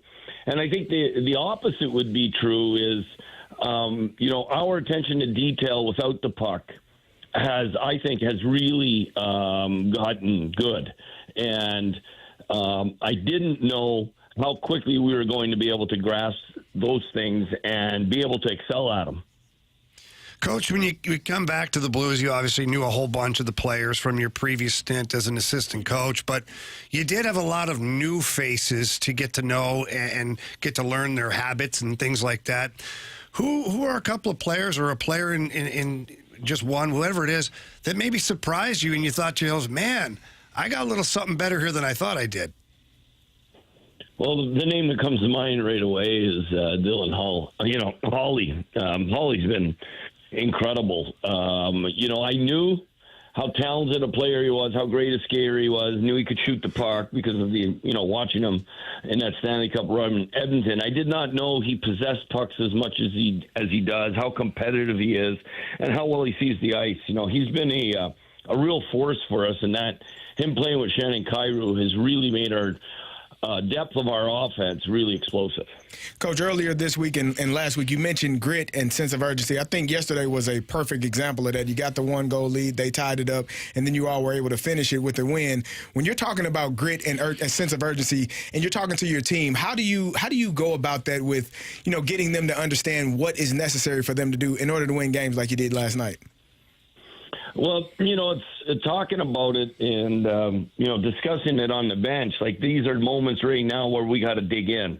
Okay, they tied it up. Let's respond here, because I do find our grit for 60 minutes has been the biggest challenge, and that's normal. And that's the reason why we have been inconsistent. And, we're going to have our grittiest performance of the year tomorrow night because – we're playing a team in Calgary Flames that play hard, that have had success this year. For some people, it's been surprising their success and how well they've done and being in a playoff spot as they are. But that's the team that's in front of us, and we're chasing. So we're going to have to increase our grit even tomorrow night to be able to beat them 2 times in a row. Jim Montgomery joining us right now on the Fast Lane on 101 ESPN. Coach, you were in Dallas, you're in Boston, now in St. Louis. If you were to describe your coaching philosophy, and one thing that has not changed, because I realize you want to adapt, you want to transition, each spot is different rosters, but from Dallas until now, what is one thing that's not changed about your coaching philosophy? Is that I'm always going to do what's most important for the team first. And I think my communication skills and communicating and listening with players and the team, I think has always been a strength of mine. And I think it allows the group to feel like we are in it together. Yeah, Monty, you're a pretty positive guy, good attitude, and fun to be around, energetic. Known this for a long time, known you for a very long time. But when you come in and you talk about what you just said, I do what's best for the team. Well, you and I both know that that's not always popular with certain players. And I guess, how do you continue to have players stay in that positive mindset when, it's a big game coming up and you have to healthy scratch a guy or you don't like the way he's playing? And, I've always been fascinated as to how coaches don't lose players in some of those moments. What's your philosophy when you have to give a player bad news? Well, my philosophy is that you let the player know why, so that they understand that they're not going to be playing and what they have to do when they get back in the lineup to stay in the lineup. I think I don't like letting things fester, and I think that's where, communicating like I like to do and letting players know exactly where they stand and why they stand where they are, either up the lineup or down the lineup, I think is important for players to understand what their solutions are to increase their lot in the team. Coach, Jamie mentioned that you got here. This is your first time taking over a team mid-season. Have you had a chance to slow down and catch your breath and kind of enjoy St. Louis? I know you were here before, but have you had a chance, or is it just go, go, go hockey all day, every day?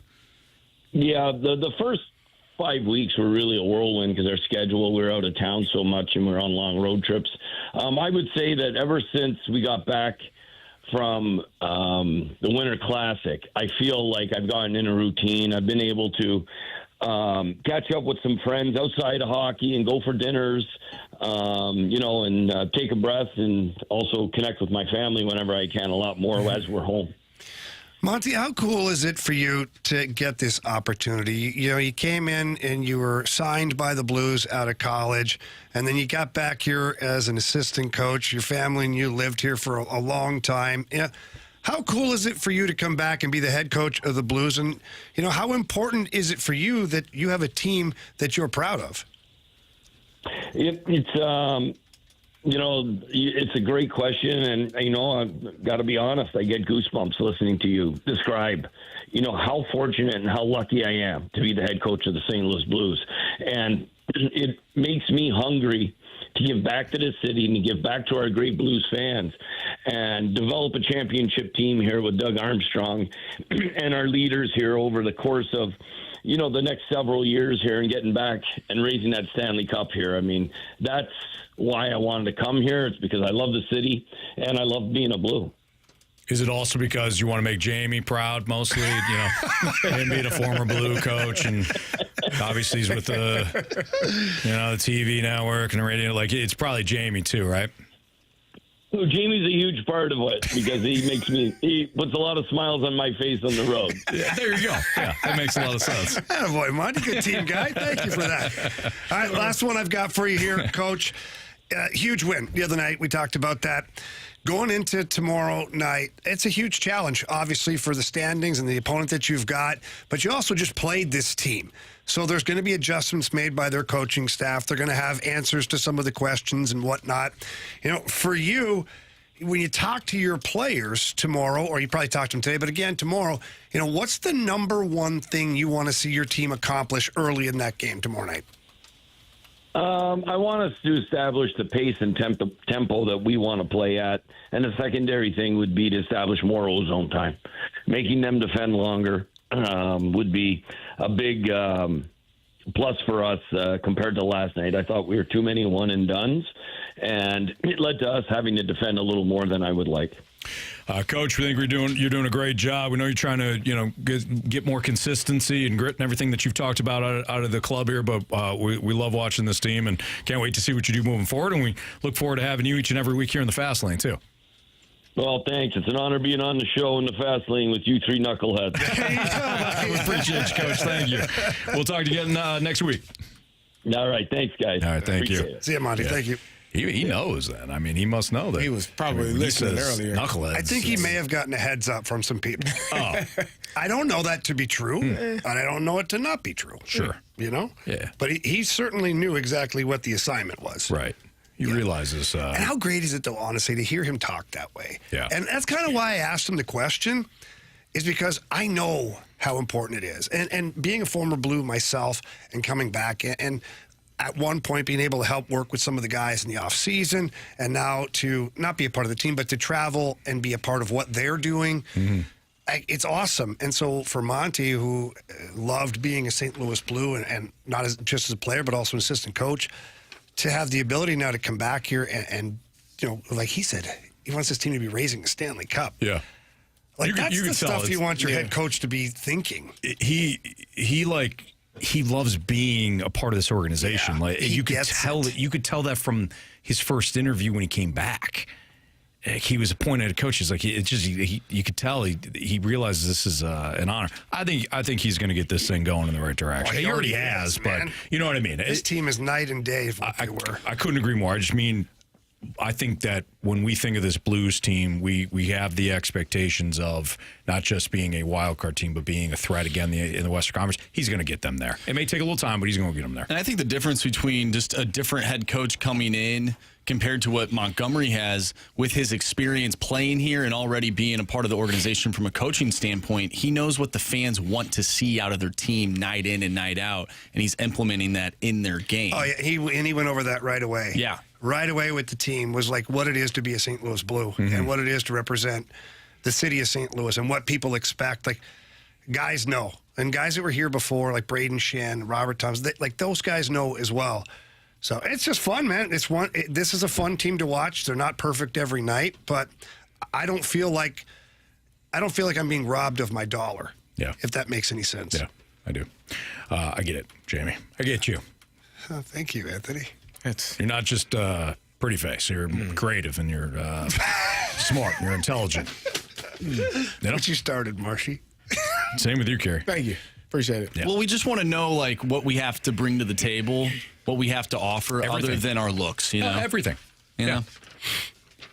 I want the best Marshy and Jamie that we could get. Because when I'm old and gray, Anthony, are you going to be saying those same things? No question. Yeah, I'm old and gray. When I have a cul-de-sac unforced later in life, when this hair falls off my head, and I have one of those, and I didn't shave it, but it just happens. Sure. Are you going to be saying that I'm a beautiful young lad? There's no question. Okay, well then. Well, no, I won't be talking about that. I'll be talking about what I'm talking about now. Your creativity.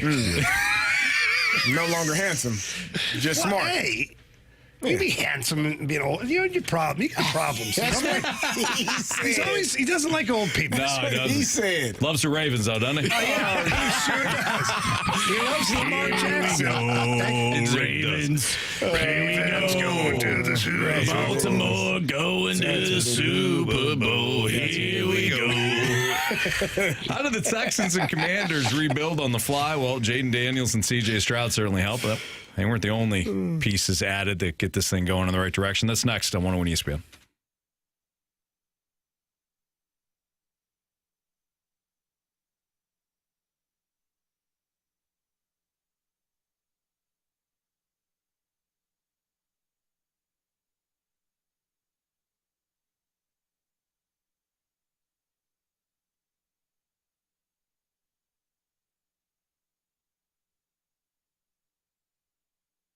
With over 700 new and used vehicles all in one location out in Herculaneum, Auto Centers Nissan, you're going to love the new year, new key sales event that they have going on. Heavily discounted prices on every vehicle in stock. So new Nissans have been discounted up to $11,000 off. Several brand new models are all priced under $30K, all with great financing options as well. You're going to find those great low finance rates like 0% APR for 60 months on select new Nissan models. They have zero down and no payments for 3 months on select used vehicles, or no payments for 6 months on select new Nissans. All right now, again, it's all at Auto Centers Nissan Herculaneum.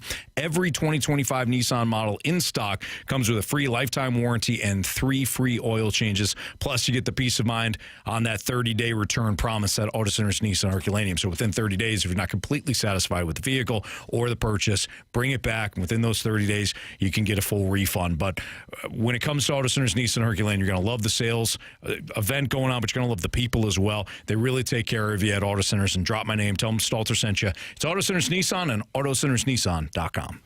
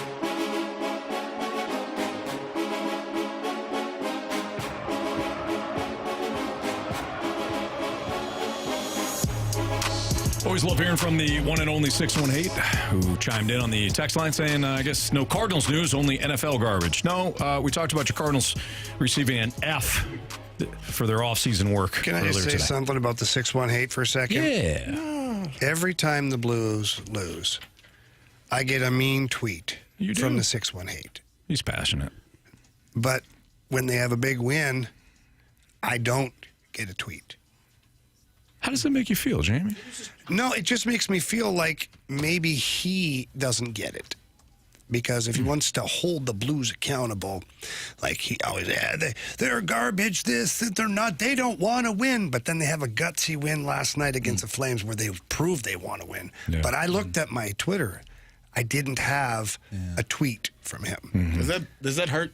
It doesn't really hurt. It's just confusing, Carey, because if he's so passionate about the Cardinals and the Blues, you'd think that passion would leak out a little bit too when they play good. Right. Or when they play a brand of hockey that St. Louis people can be proud of. This wasn't good enough. But no, it's always just the negative. Surprising. So surprising coming from him. You know, we actually thought about the 618 when we built this segment because the 618 really appreciates teams that know how to do it right. The Cardinals, for example, as he has noted, doesn't know how to do it right. Team like the Texans, the Commanders, they do. So the 618, this segment's for you. Let's talk that NFL. Let's do it. Obviously, it helps.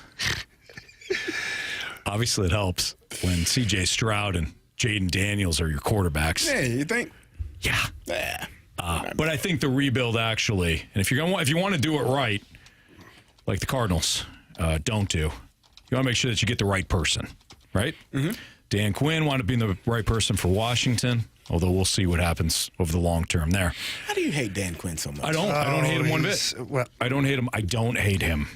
I don't. You sure? Do I think he's like this magical gift from the football gods, like they're making him out to be in Washington? No. You think if Kyle Shanahan kept the foot on the gas, he'd be a champion? I think they should have fired Dan Quinn that night and appointed Kyle Shanahan the head coach of the Falcons. I said it at the time. That's harsh. I did. That's a bit. Everybody's blaming Shanahan.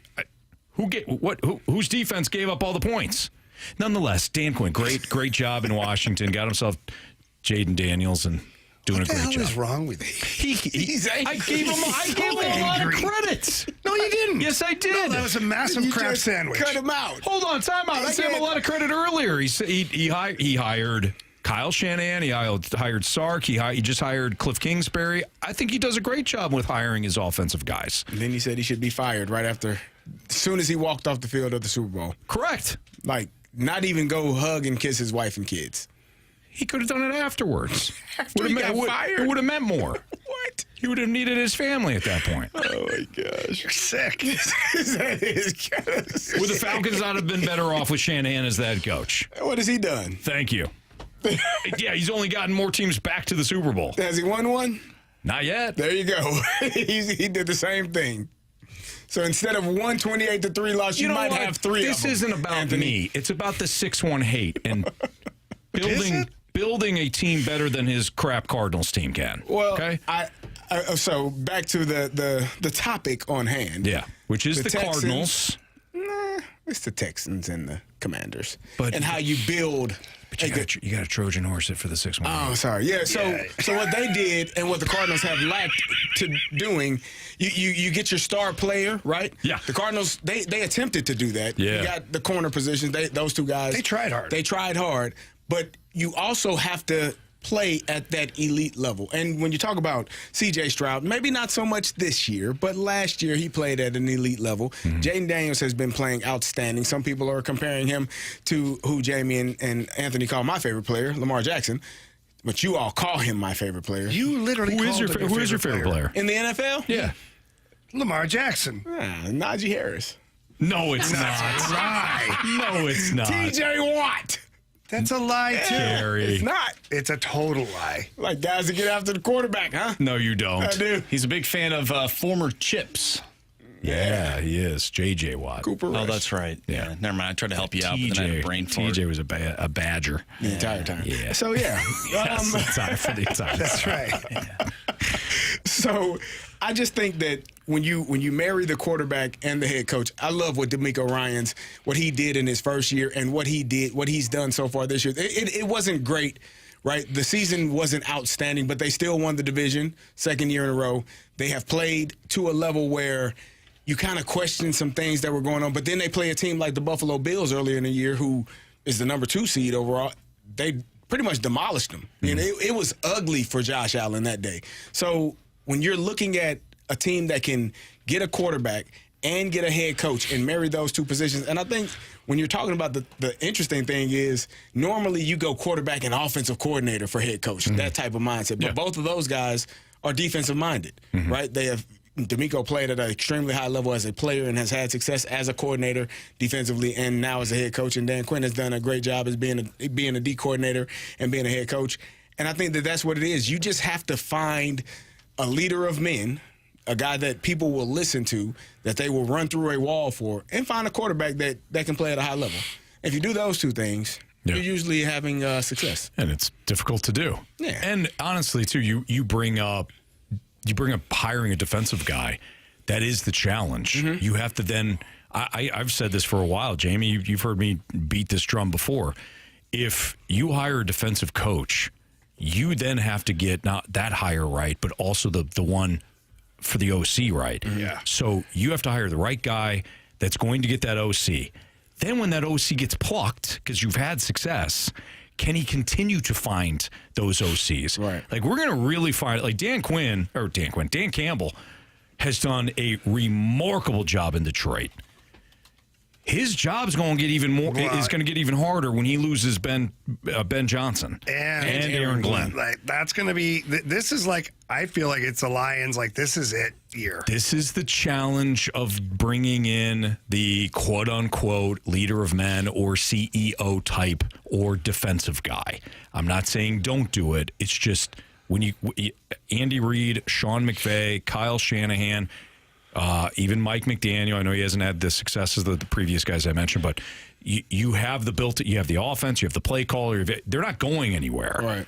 So Dan Quinn, if he loses Cliff Kingsbury, it's like you wind up having the cycle of OCs. So that's the only challenge I'll say there. But clearly Quinn and D'Amico Ryans have done a tremendous job of reshaping the culture in both of those spots. Oh, yeah. Go Cardinals. It's Fast Lane on 101 ESPN.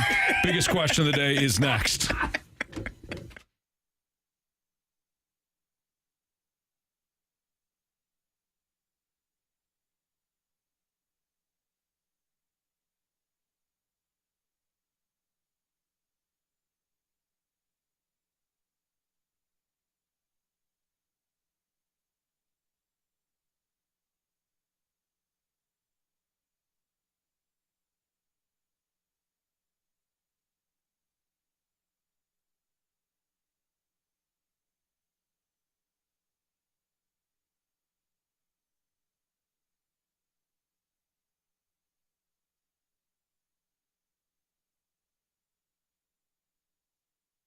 Jamie, when it comes to finding the perfect home and getting that loan in place, Stewie from Stewart's American Mortgage Corporation is hands down the best. I know you've worked with them recently. I know how you've talked about the process being easy. I've had questions before that I've called him on. He's tremendous. When you become a client of Stewie, you feel like you're being taken care of, whether it's a refi, debt consolidation, or purchasing that dream home. Yeah, he makes it feel important, and all of his customers feel the same way. Go and read some of the reviews and talk to people who have used Stewie and his company. One, he makes you feel important, and two, you feel safe that what he's helping you with or telling you is the right answer, no matter what it is. Like you talked about debt consolidation, refinancing, or purchasing a home. There's always so many questions that surround all of that. That's why you need a guy like Stewie. And he gives out his personal cell phone number, so all you have to do is pick up the phone and call him or text him. That number is 314-324-4440. Again, 314-324-4440. Call him day, night, weekends. Heck, sometimes he's on vacation and he answers that phone or texts you back, or he has his son Jordan give you a call. Whatever it is, you're going to get taken care of properly. We promise you that. That's our guy, Stewie. If you can't remember that number, what can you do? Google the Bagel Loan. NMLS number 226715.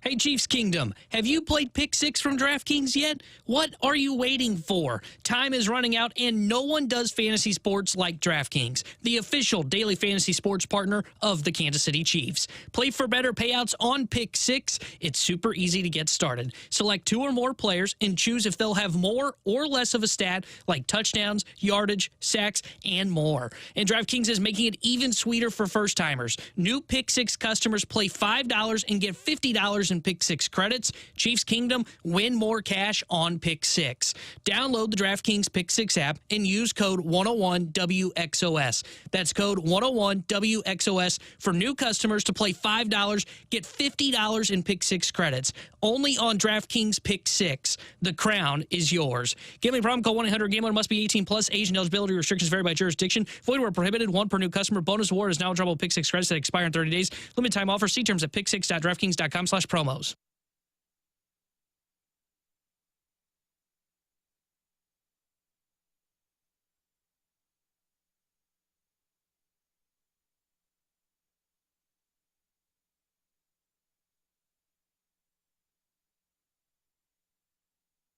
Rapid Radios are instant push-to-talk walkie-talkies offering national LTE coverage and no subscription ever. Perfect for instant contact with an aging parent. For a limited time, go to rapidradios.com and you'll get an extra 60% off, free UPS shipping, and add code RADIO for an extra 5% off.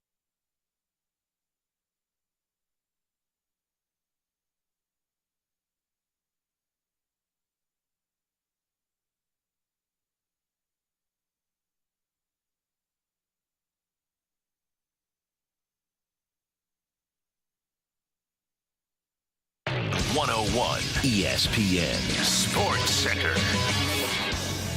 I'm Andrew Marsh. It's time for a Sports Center update brought to you by Saliga Heating and Cooling. Mizzou basketball with a huge victory last night over number 5 Florida. Final score 83-82. The Blues also picked up a huge win against the Calgary Flames 2-1 last night. They'll take on the Flames once again tomorrow night, and you can listen to that one right here on 101 ESPN. Pregame starts at 6. Puck drop is at 7.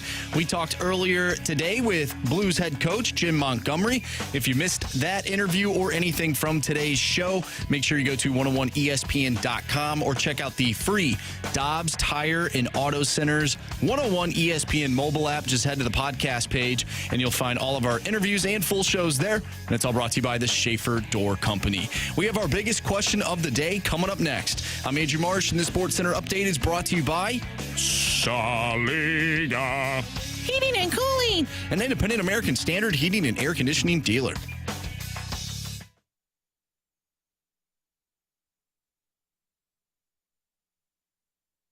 It's time for the Fast Lane's biggest question of the day.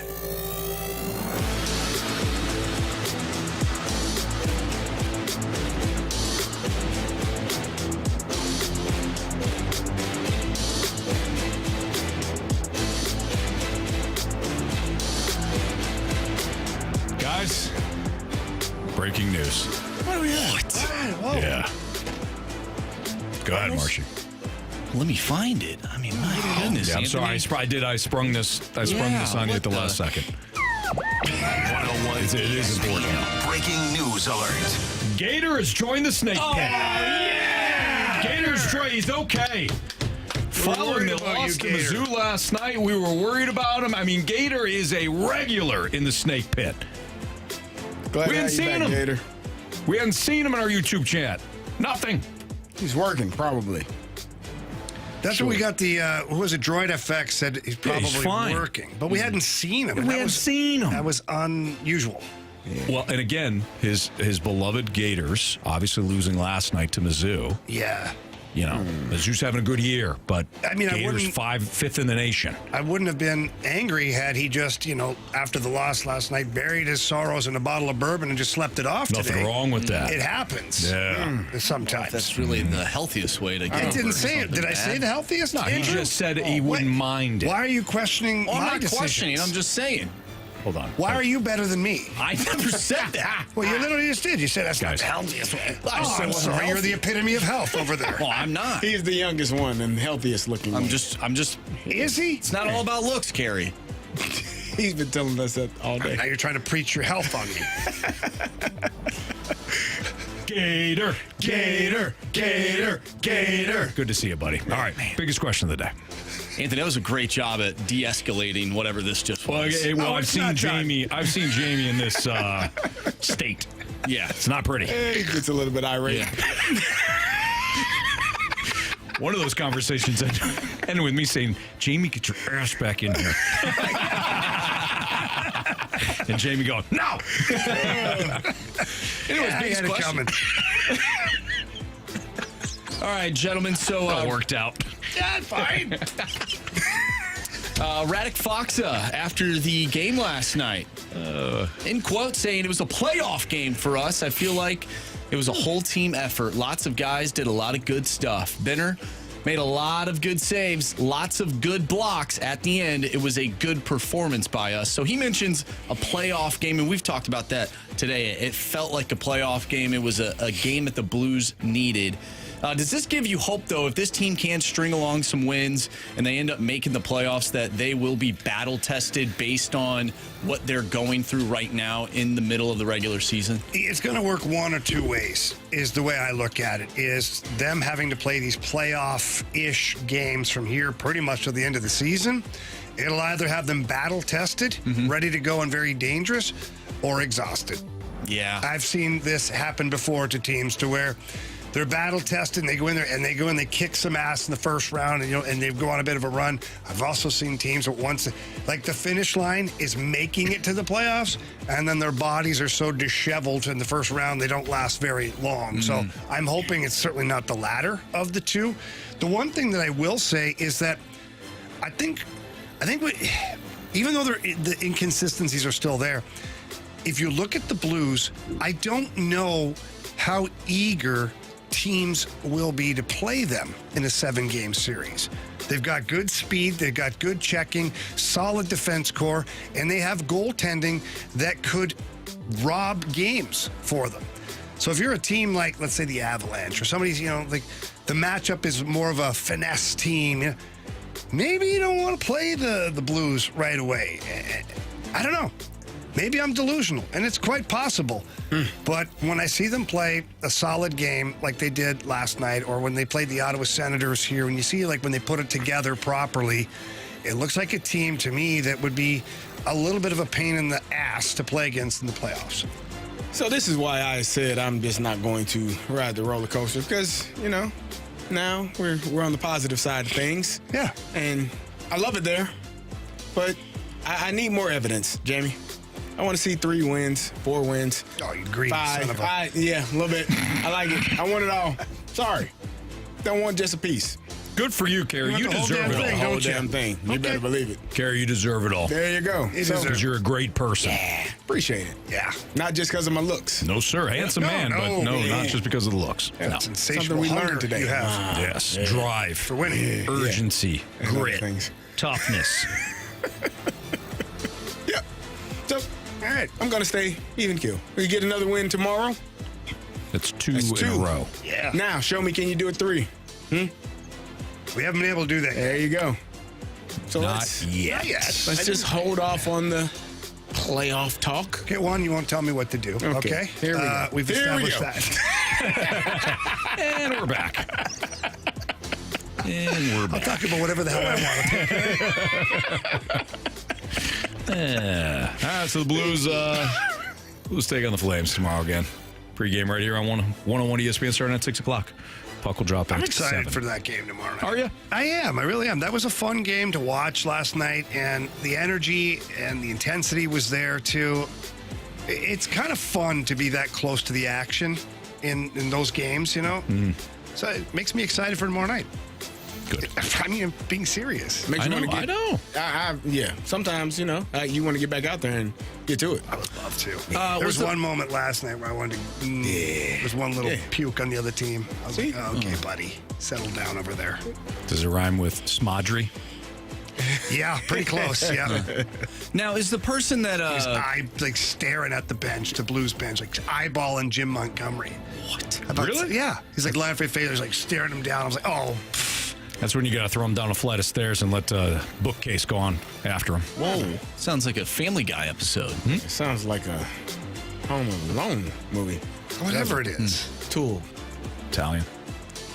I like it. Is the person that sits behind you that has their phone that says Jamie is hot? Do they still sit there every game? Is that a season ticket holder? No, it's different people. Oh, man. All the That's time. frustrating. I don't know. Like, I think it's different people for a couple of reasons. One, Darren Pang is no longer there. And two, I'm much bigger than Darren Pang. Yeah. And so I don't know how much of the game they can see from there. And I do feel bad sometimes because I have to be watching, so I'm moving too. Yeah. I can just imagine, I don't have a mirror to see what they're having to deal with behind me, but I mean, it's a great spot for me to be able to call the game. I don't know how great it is for people to be sitting behind me to see the game per se. Yeah. So I don't know. Plenty of great seats at Enterprise Center. There's lots of great seats. Maybe And that not might choose be that one. And that might be a great seat. Maybe. I don't know. I've never sat there while I'm standing in front of it. Sure. Yeah. So you know what you should do, Jamie? You should buy those seats every single game. That way nobody... What should I do with them, Anthony? Just leave them empty? No, maybe give them to Carey or me or I don't want you guys anywhere behind me. Oh, yeah. No chance. Nope. Not ever, for that matter. What's the worst that could happen, huh? How much time do you have? You just get us three sitting behind your entire game. Yeah. We should. Just bang on the glass the whole time. Jamie, it's us. It's us, Jamie. Bobby! All right, we got Bet the Board. We've got 3 stars of the day. We've got criticisms and compliments. All next on 101 ESPN.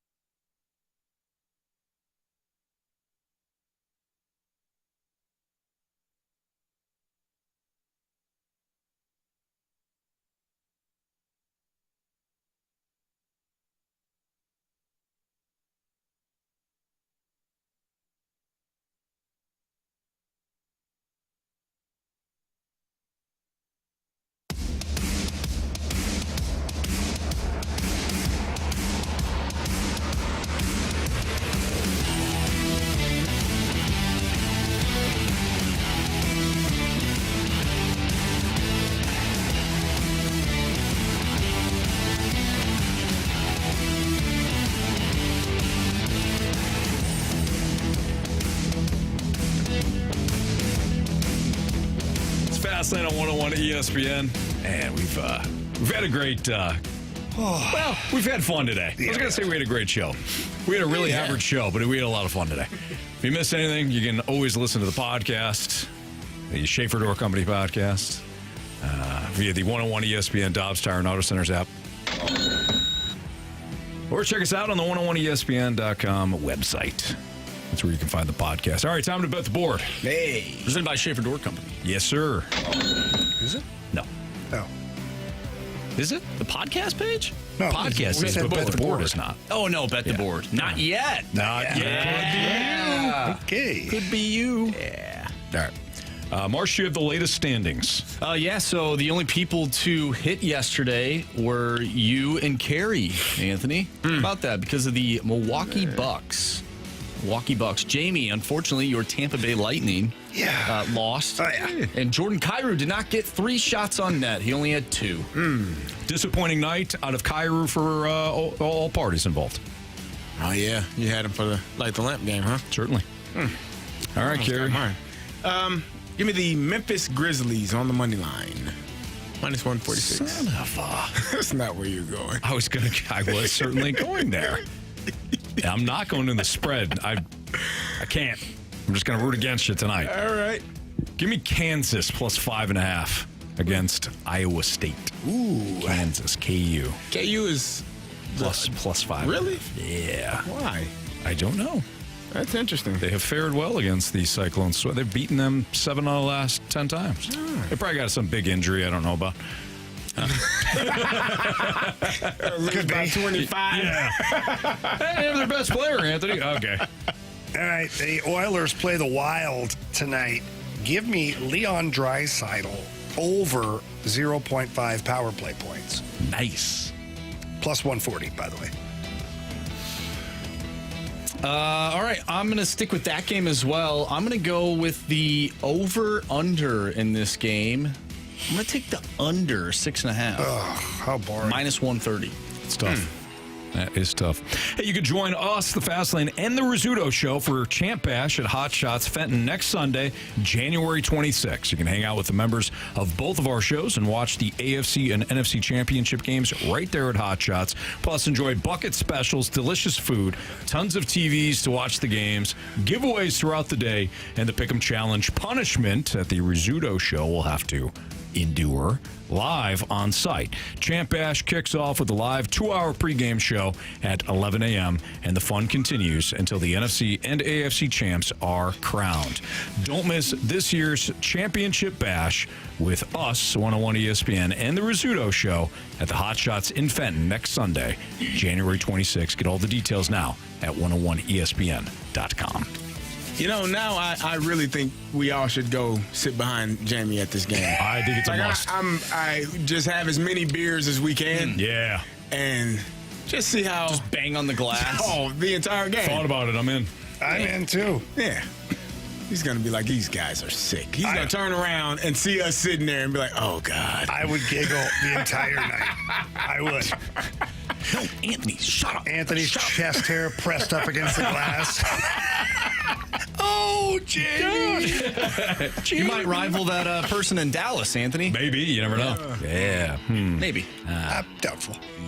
It's quite a memory. Mm-hmm. I said memory, right? Yeah. Okay. I believe you did. Yeah. Probably not. All right. Anyways, okay. Got a text from the 636. The amount of times I've said, forever, Bob. And people ask where I get it from. I say these 4 knuckleheads on the radio I listen to, and they still have no idea where they even get it from. Keep up the good work and having fun, guys. Yeah, appreciate well said. it. All the way around. Yeah, I have no idea either. It's Family Guy. In Ever, Bob. Mm-hmm. In Ever. Well, he heard forever, Bob. Yeah, it's a game of telephone. Forever. What he said and what you heard. Yeah, either way. Either way. You know what? However you want to use the fast lane, it's up to you. Walrus King nailed it in the snake pit, by the way. Yep. Nice. Okay. 636, you guys should leave the mics open during the breaks. No, we shouldn't. No, we should not. If you enjoy this show, yeah. If you don't like this show, great idea. If you like this show, you don't want that to happen. No. Jamie was late to one of our live reads today because of something I said. Yes. Yeah. Wow. Flight Risk says Jamie's got a great personality. Yes, he does. Yes, he does. Yes, he does. Yep. Thank you. Yeah. Just got to get on the right side of things with Jamie. Once you're on the wrong side. You ain't Once you're on lying, the wrong Carey. side. Yeah, it's tough, man. The You won't 618. know. Yeah. 618 says, put the word out asking who has those tickets behind Jamie and see if they'll sell them to you. Yeah. I don't think they're season ticket holders. I could be wrong. Can you but- let us know the section and Yeah. the seat? I'll do numbers? my best. Yeah. Yeah, we'll have to get a Get a guy. good game and go watch. We're not gonna tell you either. We're gonna leave out of here at 4 p.m. We should, yeah. And we're gonna show up That would with be clear incredible. camp Shirts on. With the Synergy Hockey logo.